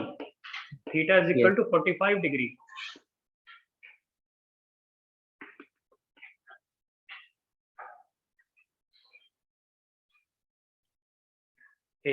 समझ में आ रहा है भैया? कोई डाउट तो नहीं? ठीक है, जल्दी करो।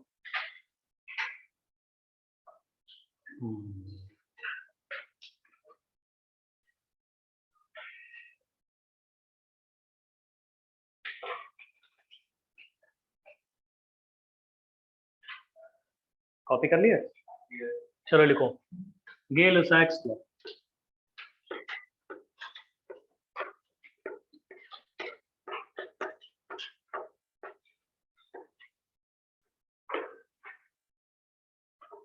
Gay-Lussac's लॉ लिखो, for a fix amount of gas, for a fix amount of gas, for a fixed amount of gas at constant volume, for a fixed amount of gas at constant volume, for a fixed amount of gas at constant volume, constant volume होना जरूरी है दोस्त। pressure of gas vary, for a fixed amount of gas at constant volume, pressure of gas vary directly with temperature, pressure of gas vary directly with temperature, pressure of gas vary directly with temperature, मतलब pressure directly proportional to temperature है, लेकिन ये कब है? जब आप लोग fixed moles रखते हो, गैस का नंबर ऑफ मोल्स और गैस का वॉल्यूम कांस्टेंट है, n और v अगर कांस्टेंट है, n और v को फिक्स्ड कर दिया आपने, तब ये रिलेशन होल्ड करेगा। ये रिलेशन होल्ड्स गुड अगर number of moles of gas और वॉल्यूम ऑफ गैस आपने कांस्टेंट कर दिया। वॉल्यूम ऑफ गैस कांस्टेंट कैसे कर पाओगे? अरे जैसे रिजिड वॉल्स होती हैं, इस रूम में आप बैठे हो, इसका वॉल्यूम कांस्टेंट ही तो है, नहीं समझ रहे हो? सारी वॉल्स Yes, sir. रिजिड है, या एक आप लोग सिलेंडर लेते हो, सिलेंडर में जो पिस्टन होता है ना उसकी क्लैंपिंग कर दो चारों तरफ से। अरे ये पिस्टन आपने लिया, दीवार तो उसकी यहाँ पे इसको एकदम टाइटली चिपका दो पिस्टन को कि ऊपर नीचे नहीं जा सकता, तभी तो बोलेंगे फिक्स्ड वॉल्यूम है इसका। तो फिक्स्ड वॉल्यूम पे हम बाकी सारा काम कर रहे हैं। क्या कर रहे हैं कि टेम्परेचर बढ़ाओगे तो प्रेशर बढ़ेगा, टेम्परेचर कम करोगे तो प्रेशर कम होगा। यहाँ पे number of moles of gas है n मोल्स गैस, कोई गैस है यहाँ पे n मोल्स जो कि फिक्स्ड है, वॉल्यूम भी कांस्टेंट है इसका, फिक्स्ड वॉल्यूम है, मतलब फिक्स्ड वॉल्यूम पिस्टन की क्लैंपिंग कर दी है। n मोल गैस है, फिक्स्ड वॉल्यूम है।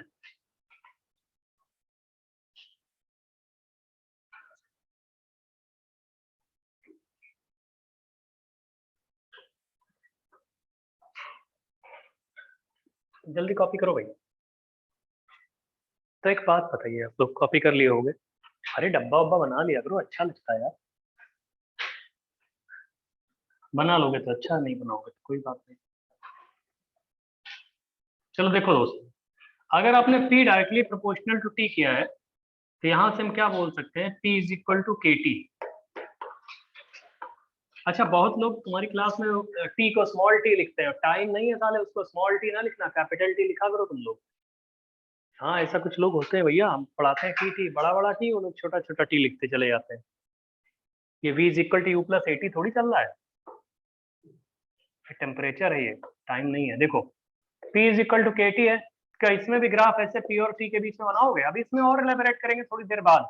P और T के बीच में क्या ग्राफ आएगा, तो straight line passing through origin आएगा दोस्त। अरे तो यहाँ Yes. भी ऐसे ऐसे आओ, बहुत बढ़िया दोस्त, ऐसे लाइन आएगी, ग्राफ बना लो इसको। और tan थीटा की वैल्यू अगर कोई पूछेगा तो उसकी वैल्यू k आएगी, tan theta is equal to k,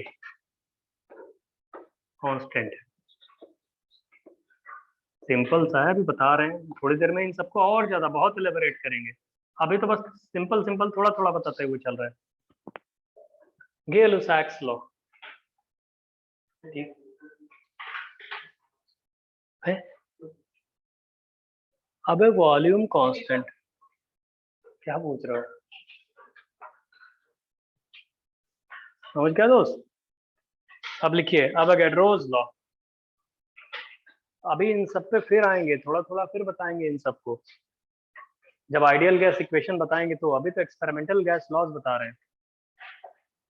experimental gas laws बहुत सारे साइंटिस्ट लोगों ने शुरू किया था बहुत पहले, फिर इन सब लोगों ने अभी एक कंबाइन करके एक लॉ बनाया था, अभी बताते हैं, सब बताएंगे। पहले लिखो एवोगाड्रोस लॉ, एवोगाड्रोस लॉ। देखिए equal volume of all gases, equal volume of all gases, अब वही ब्रैकेट में लिखो, irrespective of, irrespective IRRE, irrespective of, हमने ये बोला है equal volume of all gases, और ब्रैकेट में लिखना है irrespective of their nature and type,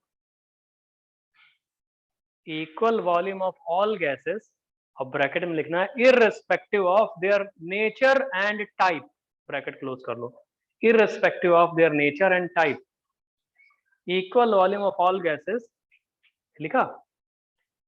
फिर उसके बाद लिखिए, आप बता रहे हैं ब्रैकेट के बाद, हमने ये बोला equal volume of all gases,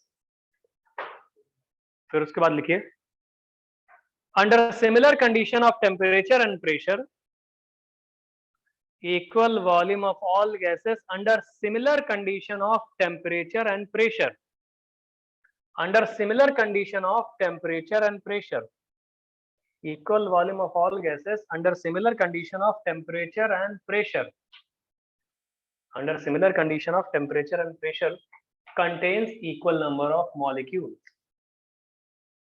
contains equal number of molecules, contains equal number of molecules, है ना भैया? मतलब ये है कि volume is directly proportional to number of moles, ये बोला है, लेकिन ये कंडीशन कब है, under similar condition of temperature and pressure. देखो इसको जरा, अंडर सिमिलर कंडीशन, इसमें दोनों का प्रेशर होने चाहिए, under similar condition of temperature and pressure, T and P. T and P अगर फिक्स कर दो तो कोई भी गैस ले लो या कोई भी दो गैसेस ले लो तो उनका volume directly proportional to number of moles आएगा। समझ रहे हो भैया? ये क्लियर हो रहा है? या हम इसको ऐसे ही बोल सकते हैं V1 upon N1 is equal to V2 upon N2 is equal to V3 upon N3 and so on. कर सकते हो कि नहीं कर सकते हो? कर सकते हो कि नहीं कर सकते हो भाई? अरे V अपॉन N की वैल्यू कांस्टेंट आएगी कोई? ये रटो नहीं भैया, क्या आपको ये समझ में आ रहा है? V directly proportional to N का मतलब क्या है? V upon N is equal to constant या V इज इक्वल टू कोई constant into N। Boyle's law में भी लिख सकते हो। बॉयल्स लॉ में क्या स्टेटमेंट ये हो सकता था? बॉयल्स की अगर बात करेंगे तो बॉयल्स लॉ में क्या P1 V1 is equal to P2 V2 कर सकते हो, या is equal to P3 V3 is equal to P4 V4 and so on, जाके वहीं पे लिख लो। वैसे चार्ल्स लॉ में भी आप कर सकते हो। चार्ल्स लॉ में क्या कर सकते हो भैया? V1 upon T1 is equal to V2 upon T2 is equal to V3 upon T3 is equal to dash dash dash and so on. वहीं जाके बॉयल्स में चार्ल्स में जाके कॉपी कर लो। बताओ भैया, Boyle's law, Charles law, Avogadro's law, इनमें एक एक करके बताते हैं। अवोगाड्रोस में आपने क्या लिखा? V1 upon N1 is equal to V2 upon N2 is equal to V3 upon N3।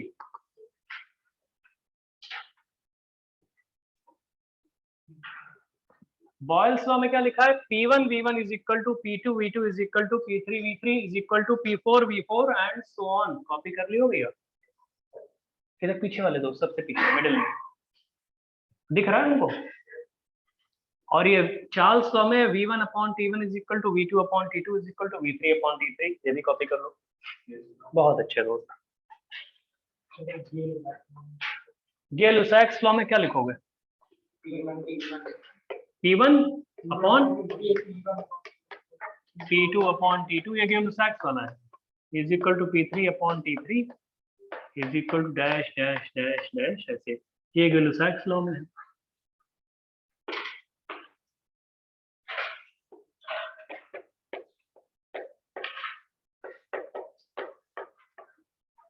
गे-लुसाक्स law में जल्दी कॉपी कर लो भैया।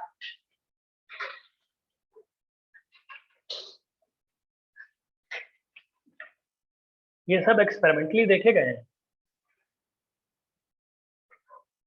देखो क्या हुआ था बहुत पहले, जब लोगों ने, साइंटिस्ट लोगों ने या केमिस्ट लोगों ने स्टडी शुरू की गैसेस की, ध्यान से सुनिए।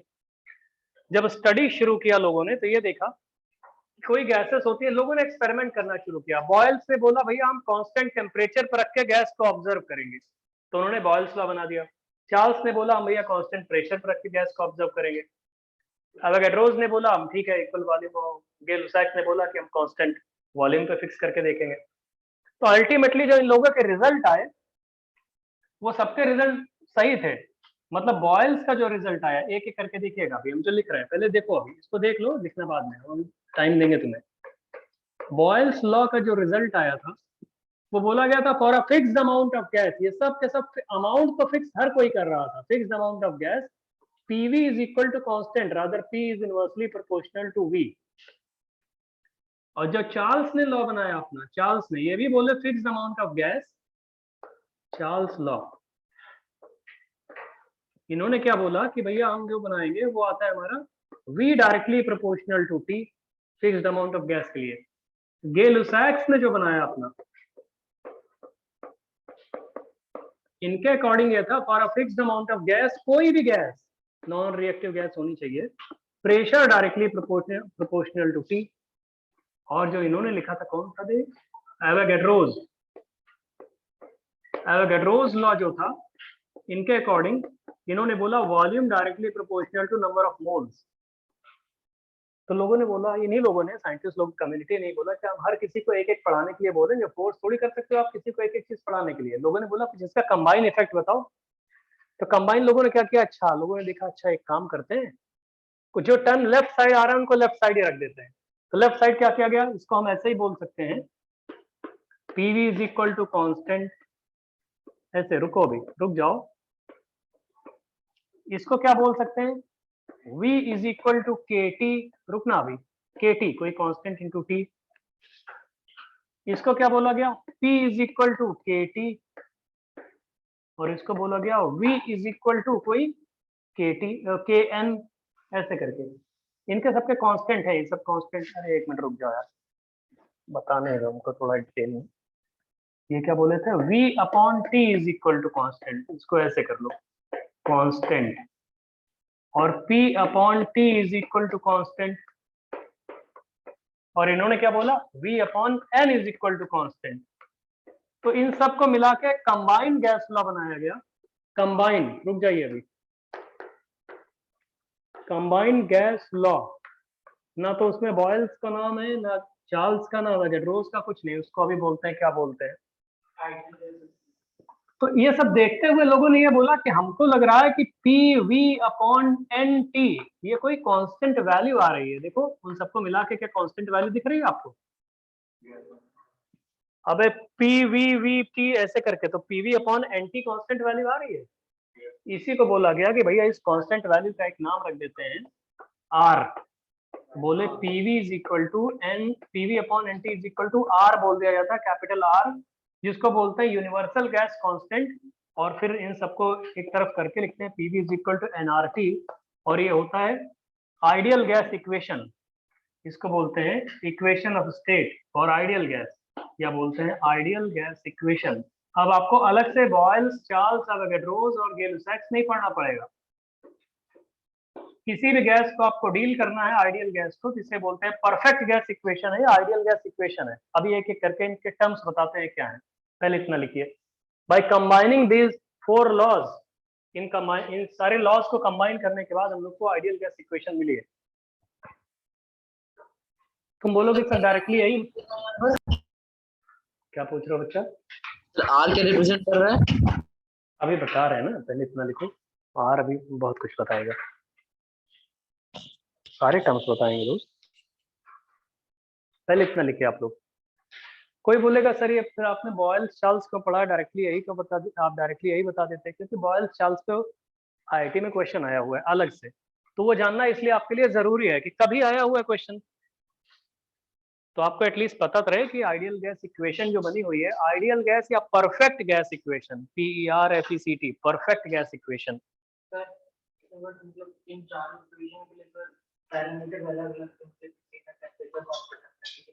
बता रहे हैं। तो अभी इन सब में अभी हमने किसी चीज को कांस्टेंट नहीं बोला है। ये जो PV upon NT is equal to R है, यहाँ पर हमने किसी को कांस्टेंट नहीं बोला है, बस फिक्स अमाउंट ऑफ गैस लिया है बस, और कुछ नहीं किया है, कुछ भी नहीं कांस्टेंट रखा है। R अभी बताएंगे ना, R वेरी करेगा, तो R की वैल्यू कांस्टेंट रहेगी जब ये प्रेशर वॉल्यूम NT आप करोगे तो, ठीक है, अभी बता रहे हैं, रुक जाओ।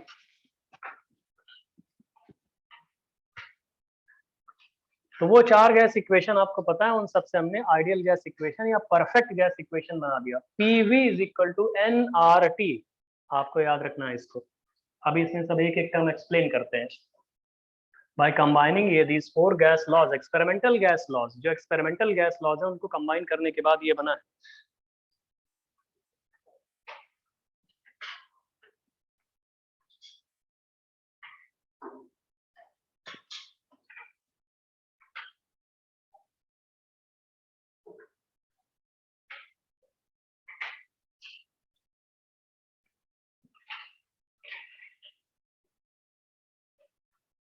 कैपिटल P को लिखो प्रेशर, P को क्या बोलते हैं, एक ऐसे करके लिख लो, P को क्या बोलते हैं, प्रेशर।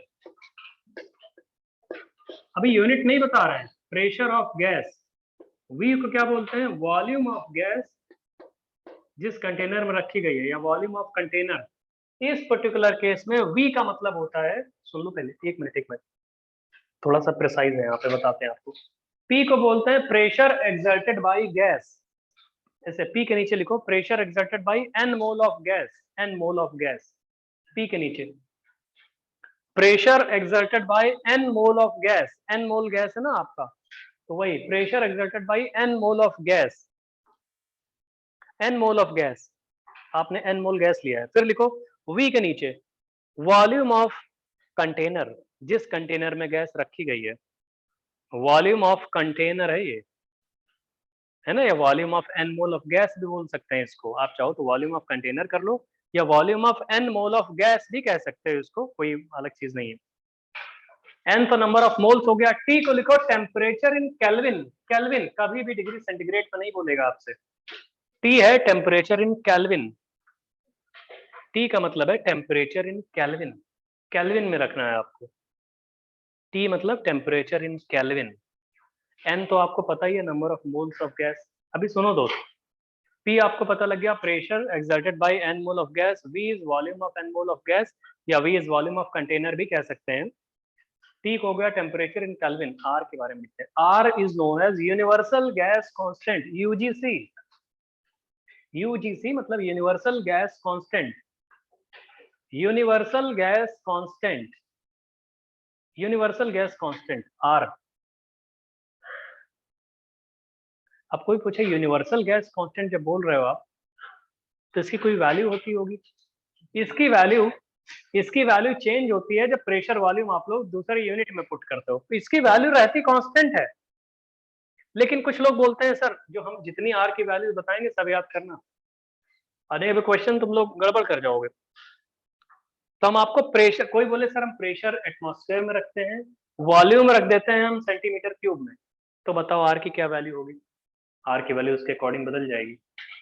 अगर प्रेशर तुमने ले लिया सपोज करो mm ऑफ hg में, और इसको वॉल्यूम को किसी और यूनिट में ले लिया, तो फिर आर की वैल्यू बदल जाएगी, है ना।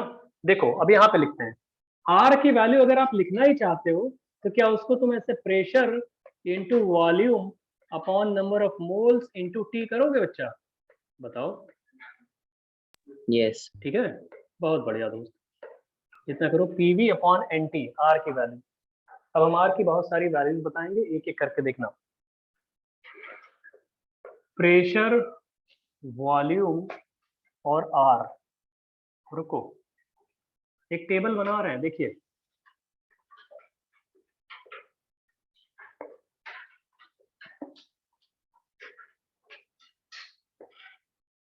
देखो दोस्त,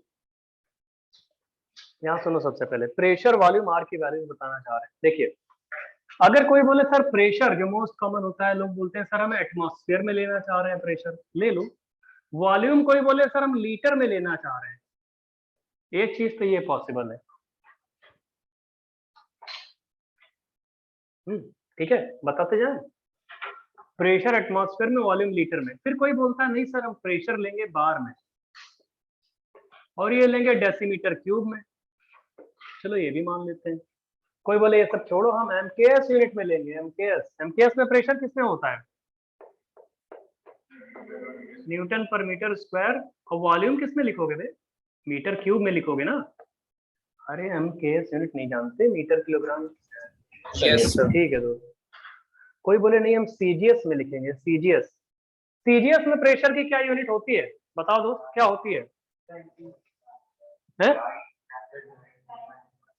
बहुत प्यारा दोस्त, डाइन पर सेंटीमीटर स्क्वायर होती है, डाइन, DYNE, डाइन पर सेंटीमीटर स्क्वायर। और वॉल्यूम किस में आता है? सेंटीमीटर क्यूब में। इतने ही चार में बताते हैं, चार यूनिट्स में आपको आर की वैल्यूज बता रहे हैं।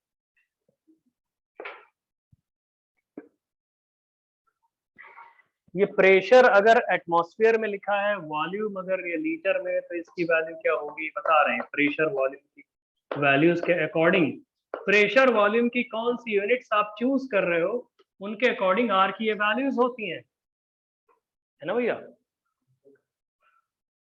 बताओ, ठीक है। चलिए अगर ये कॉपी कर लियो? Yes, sir. बहुत अच्छे दोस्त, देखिए ध्यान से सुनो, ये चारों यूनिट्स बार बार आईआईटी में किसी न किसी एग्जाम में मिलती रहती है। जानते हो कैसे देते हैं वो? क्वेश्चन आपको पूरा लिख देंगे, अब बोलेंगे भाई आप बताओ, कोई अननोन की वैल्यू पूछेंगे, वो कभी नहीं बताएंगे आर की कौन सी वैल्यू लेनी है। तो आप क्वेश्चन में चेक करो, प्रेशर किस में दिया है, अच्छा इसमें दिया है, वॉल्यूम किस में दिया है, किसी भी यूनिट में दिया हो ले आना उसको लीटर में। अगर आप प्रेशर एटमॉस्फेयर में यूज कर रहे हो तो वॉल्यूम किसी यूनिट में दिया हुआ हो तो उसको कन्वर्ट करके लीटर में ले ही आ सकते हो। अभी तो कन्वर्जन बताया था। यस हाँ, या इसको डेसीमीटर क्यूब में कन्वर्ट कर लेना, इसको बार में कन्वर्ट कर लेना, दोनों का आप कन्वर्जन तो आपको पता ही है, इतने सारे कन्वर्जन बताए थे। बस कन्वर्जन करके अपने ये कन्वीनियंट कन्वर्जन इन दोनों को ऐसे ले आना। कोई बोले नहीं हम इसको एटमॉस्फेयर में लेंगे, इसको मीटर क्यूब में लेंगे, तभी कर सकते हो, ऐसा नहीं है। आप इंटर कन्वर्जन ना करना, एटमॉस्फेयर एक टेबल और बना सकते हैं क्रॉस क्रॉस कर करके। तो अभी जो वैल्यू निकालना बता देंगे, तो आप वैल्यू निकाल, जब यहीं से समझ जाओगे वैल्यू निकालना कैसे निकालते हैं, तो किसी भी यूनिट में आप कर सकते हो। भाई आर की यूनिट अगर लिखोगे, आर की यूनिट, तो आर की यूनिट लिखने के लिए क्या, प्रेशर की यूनिट मल्टीप्लाइड बाय वॉल्यूम की यूनिट डिवाइडेड बाय मोल की यूनिट और डिवाइडेड बाय टेम्परेचर की यूनिट, यही तो आएगा यूनिट। बहुत बढ़िया दोस्त। तो अगर आर आपको इसमें निकालना है तो उसकी वैल्यू होती है 0.0। ध्यान से देखो, पहले अभी कुछ नहीं लिखो तुम लोग, पहले देखो वैल्यूज कुछ एक एल्गोरिथम या रिसेंबल करती हुई दिखेंगी। 0.0821 और न्यूमरेटर में क्या लिखते हैं, लीटर, फिर एटमॉस्फेयर, अरे वॉल्यूम की यूनिट, प्रेशर की यूनिट, डिवाइडेड बाय मोल, और नीचे ही क्या, केल्विन। ऐसे लिखते हैं, लीटर एटमॉस्फेयर पर मोल पर केल्विन। ऑनलाइन वालों दिख रहा है भैया, बहुत छोटा तो नहीं दिख रहा है? Yes, sir. दिख रहा है। चलो सुनो, फिर से सुनो। लीटर एटमॉस्फेयर, वॉल्यूम को लीटर में रखा, प्रेशर को एटमॉस्फेयर में, डिवाइडेड बाय मोल। मोल को जब यूनिट में लिखते हैं तो MOLE नहीं लिखते हैं, MOL ही लिखा जाता है, ई नहीं लिखा जाता। पढ़ते कैसे हैं, लीटर एटमॉस्फेयर पर मोल पर केल्विन। दो बार पर ना समझ लेना, अभी इसके लिए पर है और इसके लिए अलग से पर है। तो लीटर एटमॉस्फेयर पर मोल पर केल्विन, ठीक है। आज जब बार में प्रेशर लेते हैं वॉल्यूम डेसीमीटर क्यूब में, तो इसकी वैल्यू जो आती है देखो 0.0831, और फिर यहाँ पे आता है डेसीमीटर क्यूब बार और पर मोल पर केल्विन। इसमें भी देखो यूनिट में थोड़ा सा मतलब चेंज हुआ, डेसीमीटर क्यूब और बार न्यूमरेटर में आ गया, मोल और केल्विन नीचे आ गया। और वैल्यू देखो 0.0821 से 0.0831 आ गई, बहुत ज्यादा थोड़ी डिफरेंस है। और सुनो, अगर तुमने MKS यूनिट ले लिया, MKS, तो इसकी वैल्यू आती है 8.31। देखो 831 821 यही बार बार दिख रहा है आपको, और यहाँ पे लिखते हैं जूल पर मोल पर केल्विन। ये जूल साला कहाँ से आ गया? अबे न्यूटन मीटर को जूल बोलते हैं, न्यूटन पर मीटर स्क्वायर थोड़ी। न्यूटन इंटू मीटर को जूल बोलते हो ना? Yes, sir. अरे यस सर प्रेशर और वॉल्यूम जब मल्टीप्लाई करोगे तो न्यूटन पर metre square into metre cube multiply करोगे तो मीटर स्क्वायर कैंसिल हो जाएगा, तो न्यूटन इंटू मीटर न्यूमरेटर में आएगा। उसी न्यूटन मीटर को ही तो जूल बोलते हैं। जूल नहीं मन कर रहा है तो हाल 1 joule is equal to 1 newton metre लिख सकते हो, एंड 1 nm। सुनो अभी, तो देखो ये नंबर्स 0.0821 0.0831 8.31 ये हो गया, और लास्ट में क्या आता है 1.98। वैसे ही जब डाइन और डाइन मल्टीप्लाइड बाय सेंटीमीटर उसे बोलते हैं कैलोरी, तो 1.98 कैलोरी पर मोल पर केल्विन। इन्हें याद करना है, सुबह शाम जब भी आप इनको याद करो आपको हेल्प मिलेगी इनसे। अभी तुम्हें गैसियस स्टेट पढ़ा रहे हैं, बाद में सॉलिड में आएगा, लिक्विड में आएगा, थर्मोडायनेमिक्स में आएगा, केमिकल इक्विलिब्रियम में आएगा, हर जगह ये आएगा। जनरली वो ऊपर की 2-3 वैल्यूज में ही काम चल जाता है, कैलोरी वाला याद नहीं करवाने को बोलते, लेकिन क्या पता कभी पूछ लें IIT वाले। तो ये वैल्यूज आप याद करो, ये देखो 1.98 को 2 भी लिख सकते हो, कैलकुलेशन के पॉइंट ऑफ व्यू से 1.98 को 2 कर सकते हो, 2 कैलोरी पर मोल पर केल्विन। आर की वैल्यू याद करो। हटे हट गए भैया, लिखो जरा, ये कॉपी करो। अब कुछ डाउट हो, जिसको कोई डाउट हो अभी पूछो, अब पूछते रहो। देखो क्लास के बाद भी, जैसे ऑनलाइन क्लास होगी, अब हमारा ऑनलाइन क्लास के बाद अगर दूसरी क्लास होगी तो हम हाफ एन आवर का आपके लिए डेली रखेंगे, डेली डाउट सेशन, जिसको रुक के पूछना हो पूछते रहना ऑनलाइन में। ऑफलाइन में क्या होता है कि तुम लोग के पास टाइम नहीं रहता, वैन चली जाती है, नहीं तो हम तो बैठे रहते हैं, है ना भैया। डाउट पूछना हो पूछ लो, क्योंकि कुछ लोगों के डाउट रह जाते हैं कभी कभी। और ऑनलाइन में क्या होगा, अगर आपकी क्लास है तो भले ही हमारी क्लास फर्स्ट है, आप अगर ऑनलाइन क्लास है तो सेकंड क्लास आपकी जब छूटेगी उसके बाद हम बता रहे हैं आपको 7:30 से 8:15 तक हम अपना वो ऑन रखेंगे। जिसको डाउट पूछना हो आके डाउट पूछ लिया करना डेली, जब ऑनलाइन क्लासेस होंगी तब। ठीक है भैया, पूछना चाहते हो तो कुछ भी डाउट, तुम्हें स्कूल का डाउट है, तुम्हें यहाँ का डाउट है, जो पूछना है पूछ लेना। और सेंटर पे आ सकते हो तो ठीक है, सेंटर पे पूछ सकते हो। डेली रहेगा, जिस दिन ऑनलाइन क्लास होगी, ऑफलाइन के बाद तो ये रख सकते हैं ना। कॉपी कर लिया भाई आर की वैल्यू, हो गया ये? Yes sir. सबको Yes समझ sir, में आ हो रहा है? गया. बहुत बढ़िया दोस्त, बहुत बढ़िया। इस पे क्वेश्चन भी कराएंगे आपको। जानते हो क्या बोलते हैं?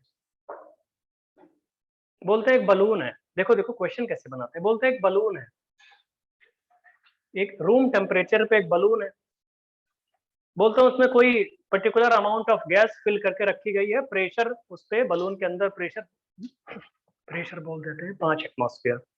बलून होते हैं ना, सपोज करो 5 एटमॉस्फेयर पे एक बलून है जिसमें कुछ particular amount of gas fill करके रखी गई है।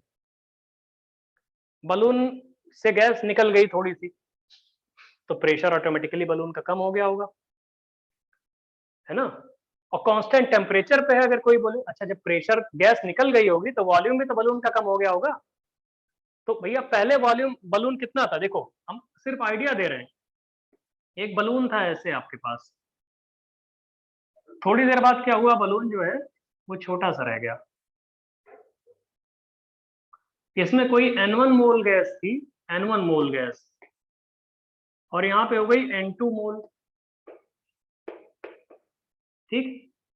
कांस्टेंट टेम्परेचर पे, T यहाँ टेम्परेचर था, प्रेशर था P1, वॉल्यूम था V1, टेम्परेचर है T।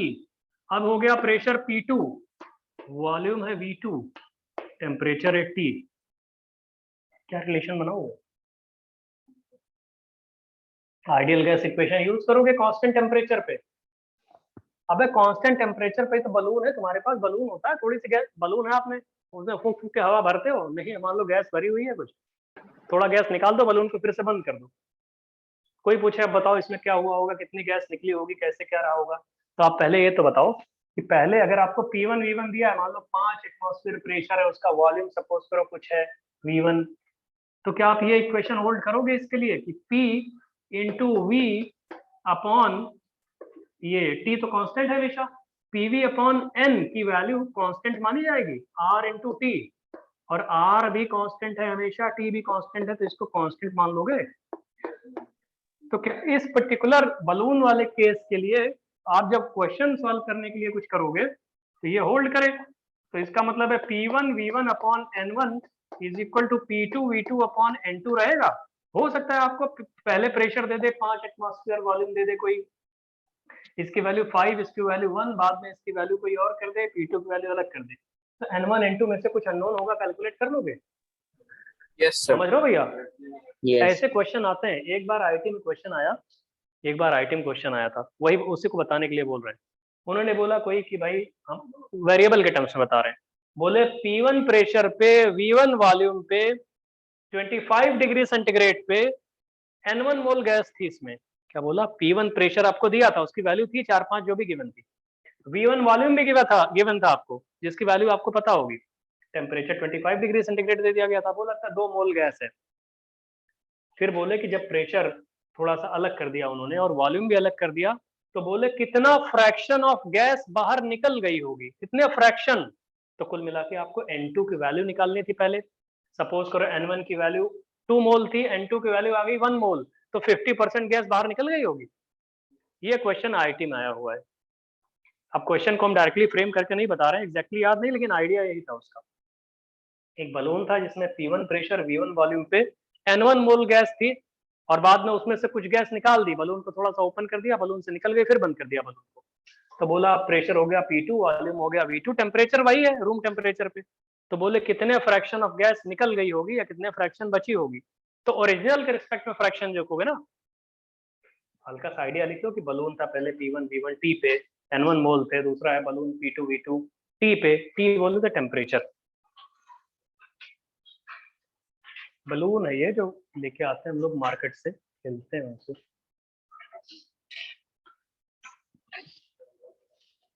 कोई डाउट हो तो पूछना बे। ये एडवांस नहीं था, मेंस में था पहले।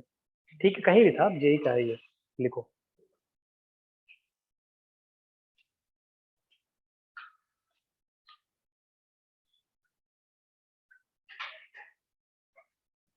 नेक्स्ट क्लास इसकी बहुत इंपॉर्टेंट है क्योंकि उसमें हम इतने लॉज, सॉरी अभी मतलब अभी आज भी पढ़ाएंगे, अभी तो बता रहे हैं। पहले इसको कॉपी कर लो कि ये बलून है, बलून अभी बता रहे हैं क्या है। चलो लिखो जल्दी।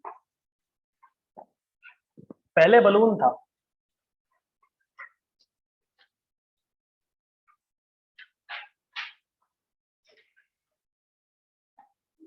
जिसमें P1 V1 T पे, P1 V1 और T बोले तो टेम्परेचर, रूम टेम्परेचर है, पे कोई N1 मोल गैस थी, और बाद में P2 V2 हो गया प्रेशर और वॉल्यूम, और उससे T टेम्परेचर ही रहा।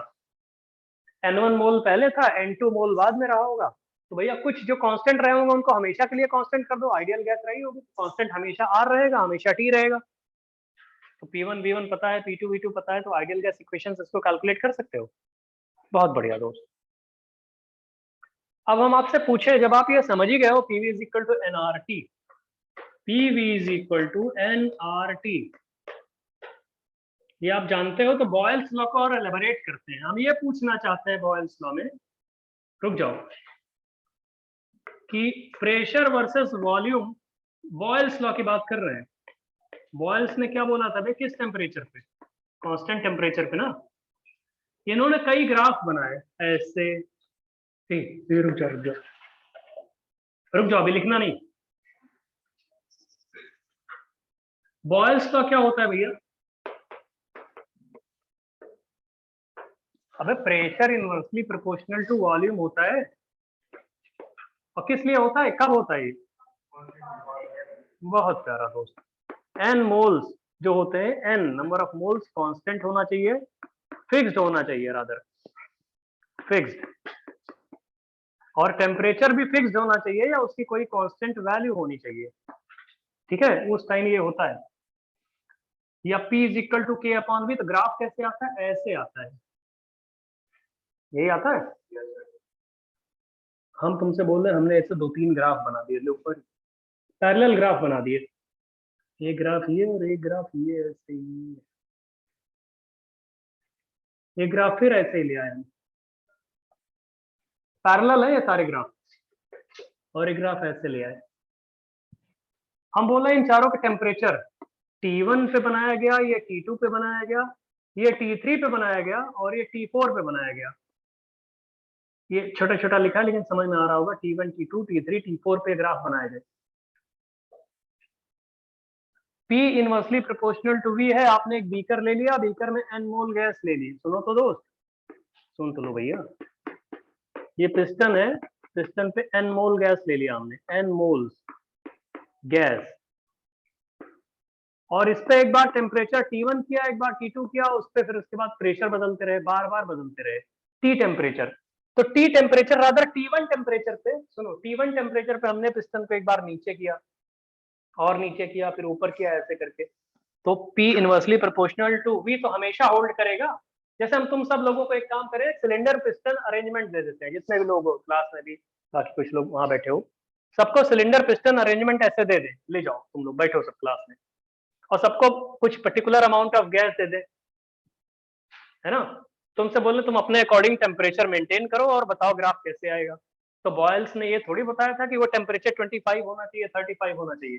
तुम्हारा मन करेगा, तुम भैया, कोई बोलेगा हम 15 डिग्री पे कराएंगे, कोई 20 डिग्री पे, कोई 25 पे, कोई 30 पे, ऐसे ही तो कराओगे। तो टेम्परेचर आप मेंटेन करोगे, मोल्स फिक्स है, टेम्परेचर आपने अपने अकॉर्डिंग मेंटेन किया, T1 T2 T3 T4 सब लोग। फिर उसके बाद क्या करोगे, पिस्टन ऊपर नीचे ऐसे ऐसे करोगे, और रीड करोगे वॉल्यूम, फिर प्रेशर के अकॉर्डिंग आप वॉल्यूम रीड करोगे।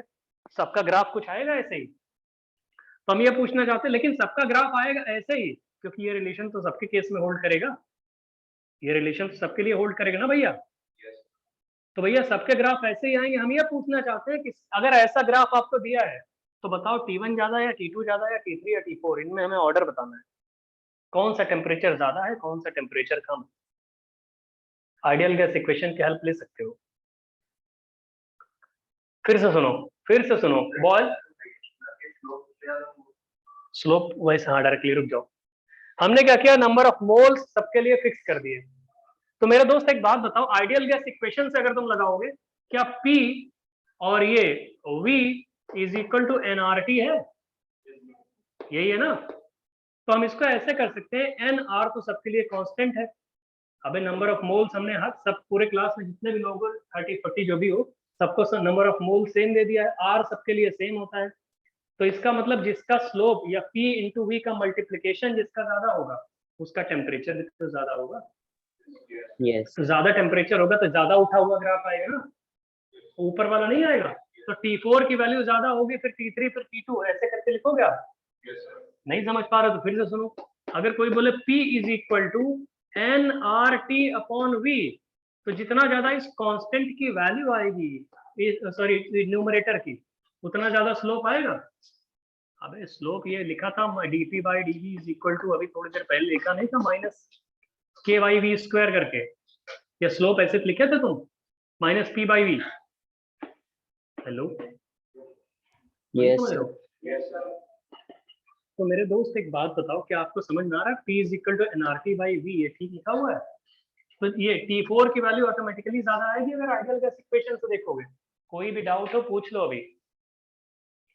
समझ रहे हो भैया, जितना ज्यादा टेम्परेचर होगा उतना ज्यादा इसका स्लोप होगा, उतना ज्यादा K की वैल्यू होगी, K की वैल्यू।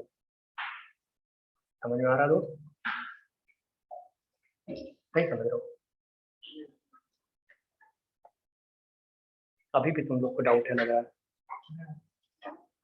अरे और कोई पीछे वाले, सबको समझ में आ रहा है भैया?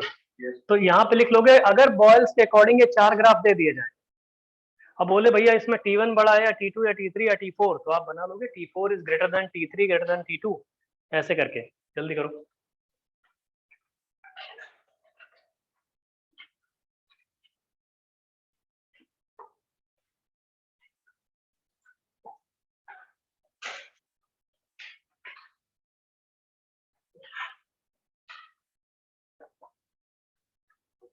बताओ बच्चा, कॉपी कर लोगे तुम लोग? तो यहाँ से T4 की वैल्यू ग्रेटर आएगी T3 से, फिर ये T2 से, और ये T1 से। अगर कभी ग्राफ लिखा हो तो ऐसे डिकोड कर लेना। आइडियल गैस इक्वेशन से हेल्प लेके बनाया है। अब इसी में हम अगर चार्ल्स लॉ से भी पूछें आपसे,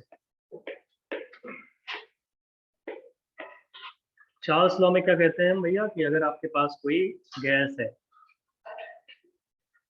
और n मोल गैस है, मैं क्यों बनाया इसको, रुक जाओ, तुम लोग बनाते हो नहीं, हम भी नहीं बनाते।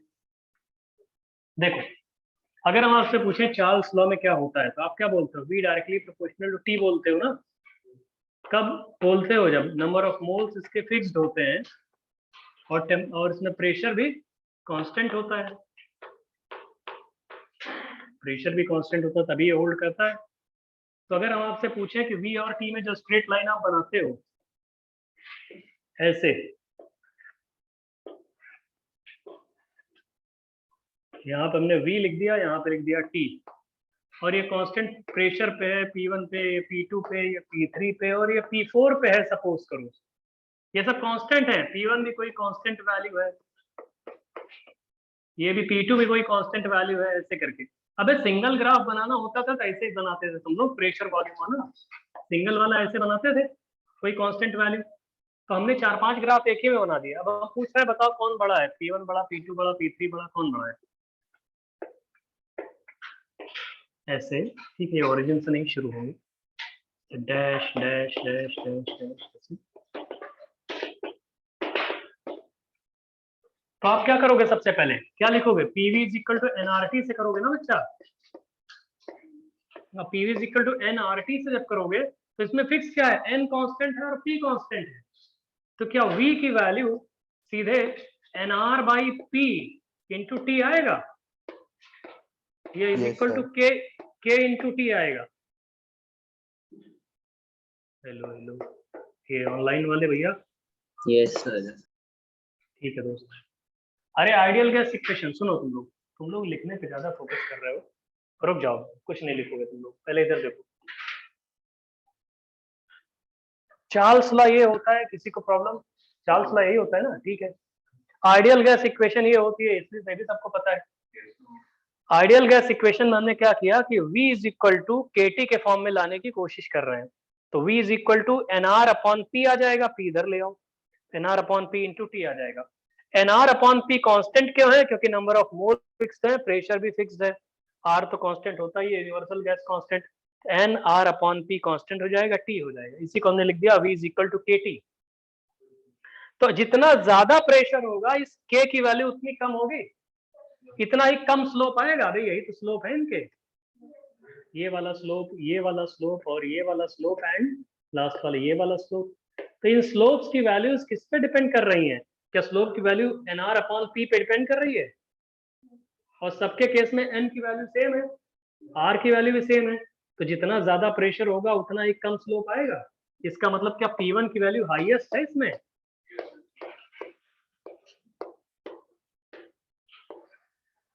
अरे दोस्त तुम लोग भैया समझ पा रहे हो कि नहीं समझ पा रहे हो? Yes. बहुत बढ़िया दोस्त, जल्दी करो। P1 greater than P2 greater than P3 और ग्रेटर देन P4।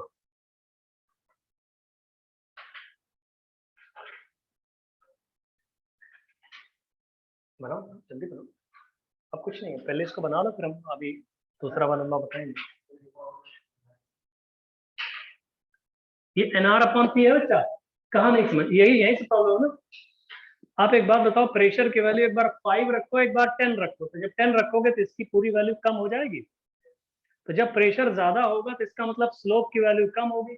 सबसे कम स्लोप कौन सा होगा? यही कम वाला स्लोप है ना, फिर ये बढ़ता जा रहा है स्लोप, समझ गए दोस्त? इसलिए P1 की वैल्यू हाईएस्ट है तभी उसका स्लोप सबसे कम आया है, P4 की वैल्यू लोएस्ट है। समझ रहे हो?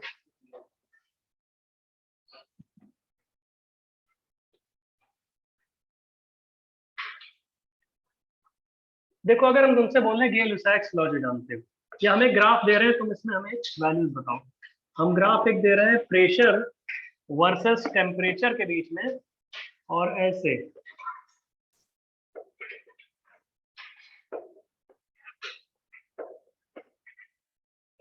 ये सब कोई V1 पे है, ये V2 पे है, ये V3 पे है और ये V4 पे है, मतलब V1 वॉल्यूम पे। Keeping number of moles fixed, यहाँ पे इस पूरे प्रोसेस में क्या है, n की वैल्यू फिक्स रखा है, मोल्स फिक्स कर दिया है, और क्या फिक्स किया है, वॉल्यूम फिक्स किया है, वॉल्यूम कांस्टेंट।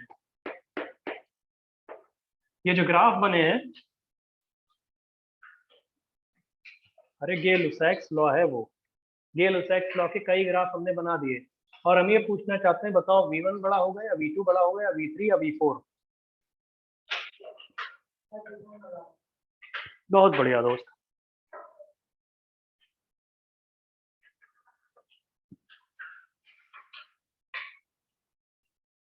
आप कैसे करोगे? फिर आइडियल गैस इक्वेशन लगाओ, है ना। आपसे अगर पूछा तो आइडियल गैस इक्वेशन क्या होती है, ये गिवन है, ये गिवन है, ये डेटा कि n की वैल्यू फिक्स्ड है, v की वैल्यू कांस्टेंट है, तो PV is equal to nRT अगर लगाओगे तो y एक्सिस पे क्या है P, x एक्सिस पे क्या है T, तो P is equal to NR upon V into T आएगा, या इसी को बोल देंगे K into T, P is equal to K into T। तो एक स्ट्रेट लाइन आ रही है, K जितना ज्यादा होगा वॉल्यूम उतना ही कम होगा। सपोज करो वॉल्यूम आपने बहुत ज्यादा कर दिया तो स्लोप की वैल्यू उतनी कम हो जाएगी। तो क्या V1 की वैल्यू इस केस में सबसे ज्यादा होगी भैया? Yes. V1 greater than V2 greater than V3 and greater than V4। बताओ दोस्त, कोई प्रॉब्लम तो नहीं है इसमें? बता दिया करो तुम लोग, ऐसा थोड़ी कि हेजिटेट करते हो तुम लोग अगर कोई प्रॉब्लम sir. हो। PV, अरे यहाँ हाँ ठीक है दोस्त, बहुत बढ़िया, ऑफलाइन वालों से पूछ रहे हैं। ये तुम लोग देखो बच्चा पीछे वाले, कोई डाउट तो नहीं है इसमें? 5:45 पे क्लास है ना? अच्छा चलो ठीक है, सुनो अब हम वाइंड अप कर रहे हैं इसको। एक बात बताओ, हमने आज आपको क्या बताया, सारे एक्सपेरिमेंटल गैस लॉज बता दिए, आर की वैल्यूज बता दी आपको, और एक्सपेरिमेंटल गैस लॉज पे क्वेश्चंस बता दिए। एक चीज और सुन लो, अच्छा सुनिए, अभी नेक्स्ट क्लास में हमें क्या शुरू करना है, ग्राहम्स लॉ ऑफ डिफ्यूजन आपको बताना है, आपको हमें डाल्टन्स लॉ पढ़ाना है, अमागर्ट्स लॉ पढ़ाना है, Graham's law of diffusion and effusion बताना है, फिर काइनेटिक थ्योरी ऑफ गैसेस और रियल गैसेस। चैप्टर फिजिकल वाले थोड़े तेज चलेंगे, है ना, क्योंकि ऑर्गेनिक इनऑर्गेनिक जो आपका हम एक चैप्टर में पूरा, तुम भी हमको समझ लिया, हम भी समझ लिया, थोड़ा तेज चलेगा, है ना भैया। तो ये पॉइंट आप रिवाइज करके आना, आज हम कोई क्वेश्चन नहीं देंगे। अब देखो जैसे आप लोग का क्या था, पहले कुछ मैम ने पढ़ाया था, ऋचा मैम ने कुछ, हमने अपना वो चीज है, अब क्या है, हम आपको क्लास में ही असाइनमेंट्स देंगे और वो नेक्स्ट क्लास में करके लेके आना होगा। देखो किसी को हम टारगेट नहीं कर सकते, पर्सनली फोर्स भी नहीं कर सकते, नहीं तो लगे भाई हमको टारगेट कर रहे हैं, हमसे पूछ रहे हैं, ऐसे समझ रहे हो ना। हम देंगे, मतलब जो रिजल्ट आने वाला है वो उसको करके सेलेक्ट हो जाएगा। तो आपको हर 2 क्लास के बाद असाइनमेंट देंगे, एक क्लास के बाद नहीं। आज के बाद कुछ बहुत ज्यादा क्वेश्चन नहीं बनेंगे, हर 2 क्लास के बाद असाइनमेंट एक मिलेगा। पैकेजेस आप बाद में करोगे, पहले असाइनमेंट करोगे जो हम देंगे, ठीक है ना भैया। उतना ही करना, नेक्स्ट क्लास में असाइनमेंट भी मिलेगा और जो लॉज हमने बोले हैं वो कराएंगे, उन पे न्यूमेरिकल्स भी कराएंगे। एक नाम और सुन लो, आइसो, ये समझ में आ रहा है बच्चा? अच्छा, ये जो गेलुसैक्स लॉ था, गेलुसैक्स लॉ किस टेम्परेचर, क्या वो कांस्टेंट वॉल्यूम पे होता था? Yes. कांस्टेंट वॉल्यूम पे है ना। तो इन्हें बोलते हैं आइसोकोर्स, आइसोचोर, ऐसे ISO, आइसो मतलब सेम, CHO, ऐसे आइसोकोर्स बोला जाता है। ये भी आइसोकोर है, आइसोकोरिक टेम्परेचर, इस पे सब पे वॉल्यूम कांस्टेंट है ना, तो जहां भी वॉल्यूम कांस्टेंट होता है उनका नाम होता है आइसोकोर्स। इस पूरे स्ट्रेट लाइन पे वॉल्यूम कांस्टेंट है, पहली वाली स्ट्रेट लाइन पे, दूसरे पे भी कांस्टेंट है, आइसोकोर्स बोलते हैं इनको। वैसे इनको आइसोबार्स बोलते हैं, बार मतलब प्रेशर, आइसो मतलब सेम, आइसोबार का मतलब होता है सेम प्रेशर। किसको बोलते हैं? इसको, ये आइसोबार है, कॉपी कर लो फिर जाओ। इन्हें आइसोबार्स बोलते हैं बच्चा, इनको। जब भी कांस्टेंट प्रेशर होता है तो नाम आएगा आइसोबार, अगर कांस्टेंट वॉल्यूम होता है तो आएगा आइसोकोर्स। उसको कोर्स, आइसोचोर्स नहीं बोलते, आइसोकोर्स बोलते हैं, आइसोकोर्स। ये समझ रहे हो भैया? लिख लिया इसको? अबे कुछ छूटा तो नहीं तुम लोग का? बस एक पॉइंट और लिख लो, बॉयल्स लॉ वाले जो 4 ग्राफ बनाए थे हमने, उनको आइसोथर्म्स बोलते हैं, आइसोथर्म्स। टेम्परेचर कांस्टेंट था ना, बॉयल्स लॉ वाले अभी जो ग्राफ एक बनाया था, प्रेशर और वॉल्यूम के बीच में 4 ग्राफ अभी बनाए थे। अबे ऐसे ऐसे ऐसे रेक्टेंगुलर हाइपरबोला 4 नहीं बनाए थे? ऐसे देखो यहाँ पे, ऐसे 4 बनाए थे अभी। इनको बोलते हैं आइसोथर्म्स, आइसोथर्म्स। बाकी नेक्स्ट क्लास में पढ़ाएंगे। Thank you very much. Isotherms बोलते हैं उनको। कुछ डाउट है तो पूछ सकते हैं आप लोग। ब्रेक ले लीजिए अब। Thank you.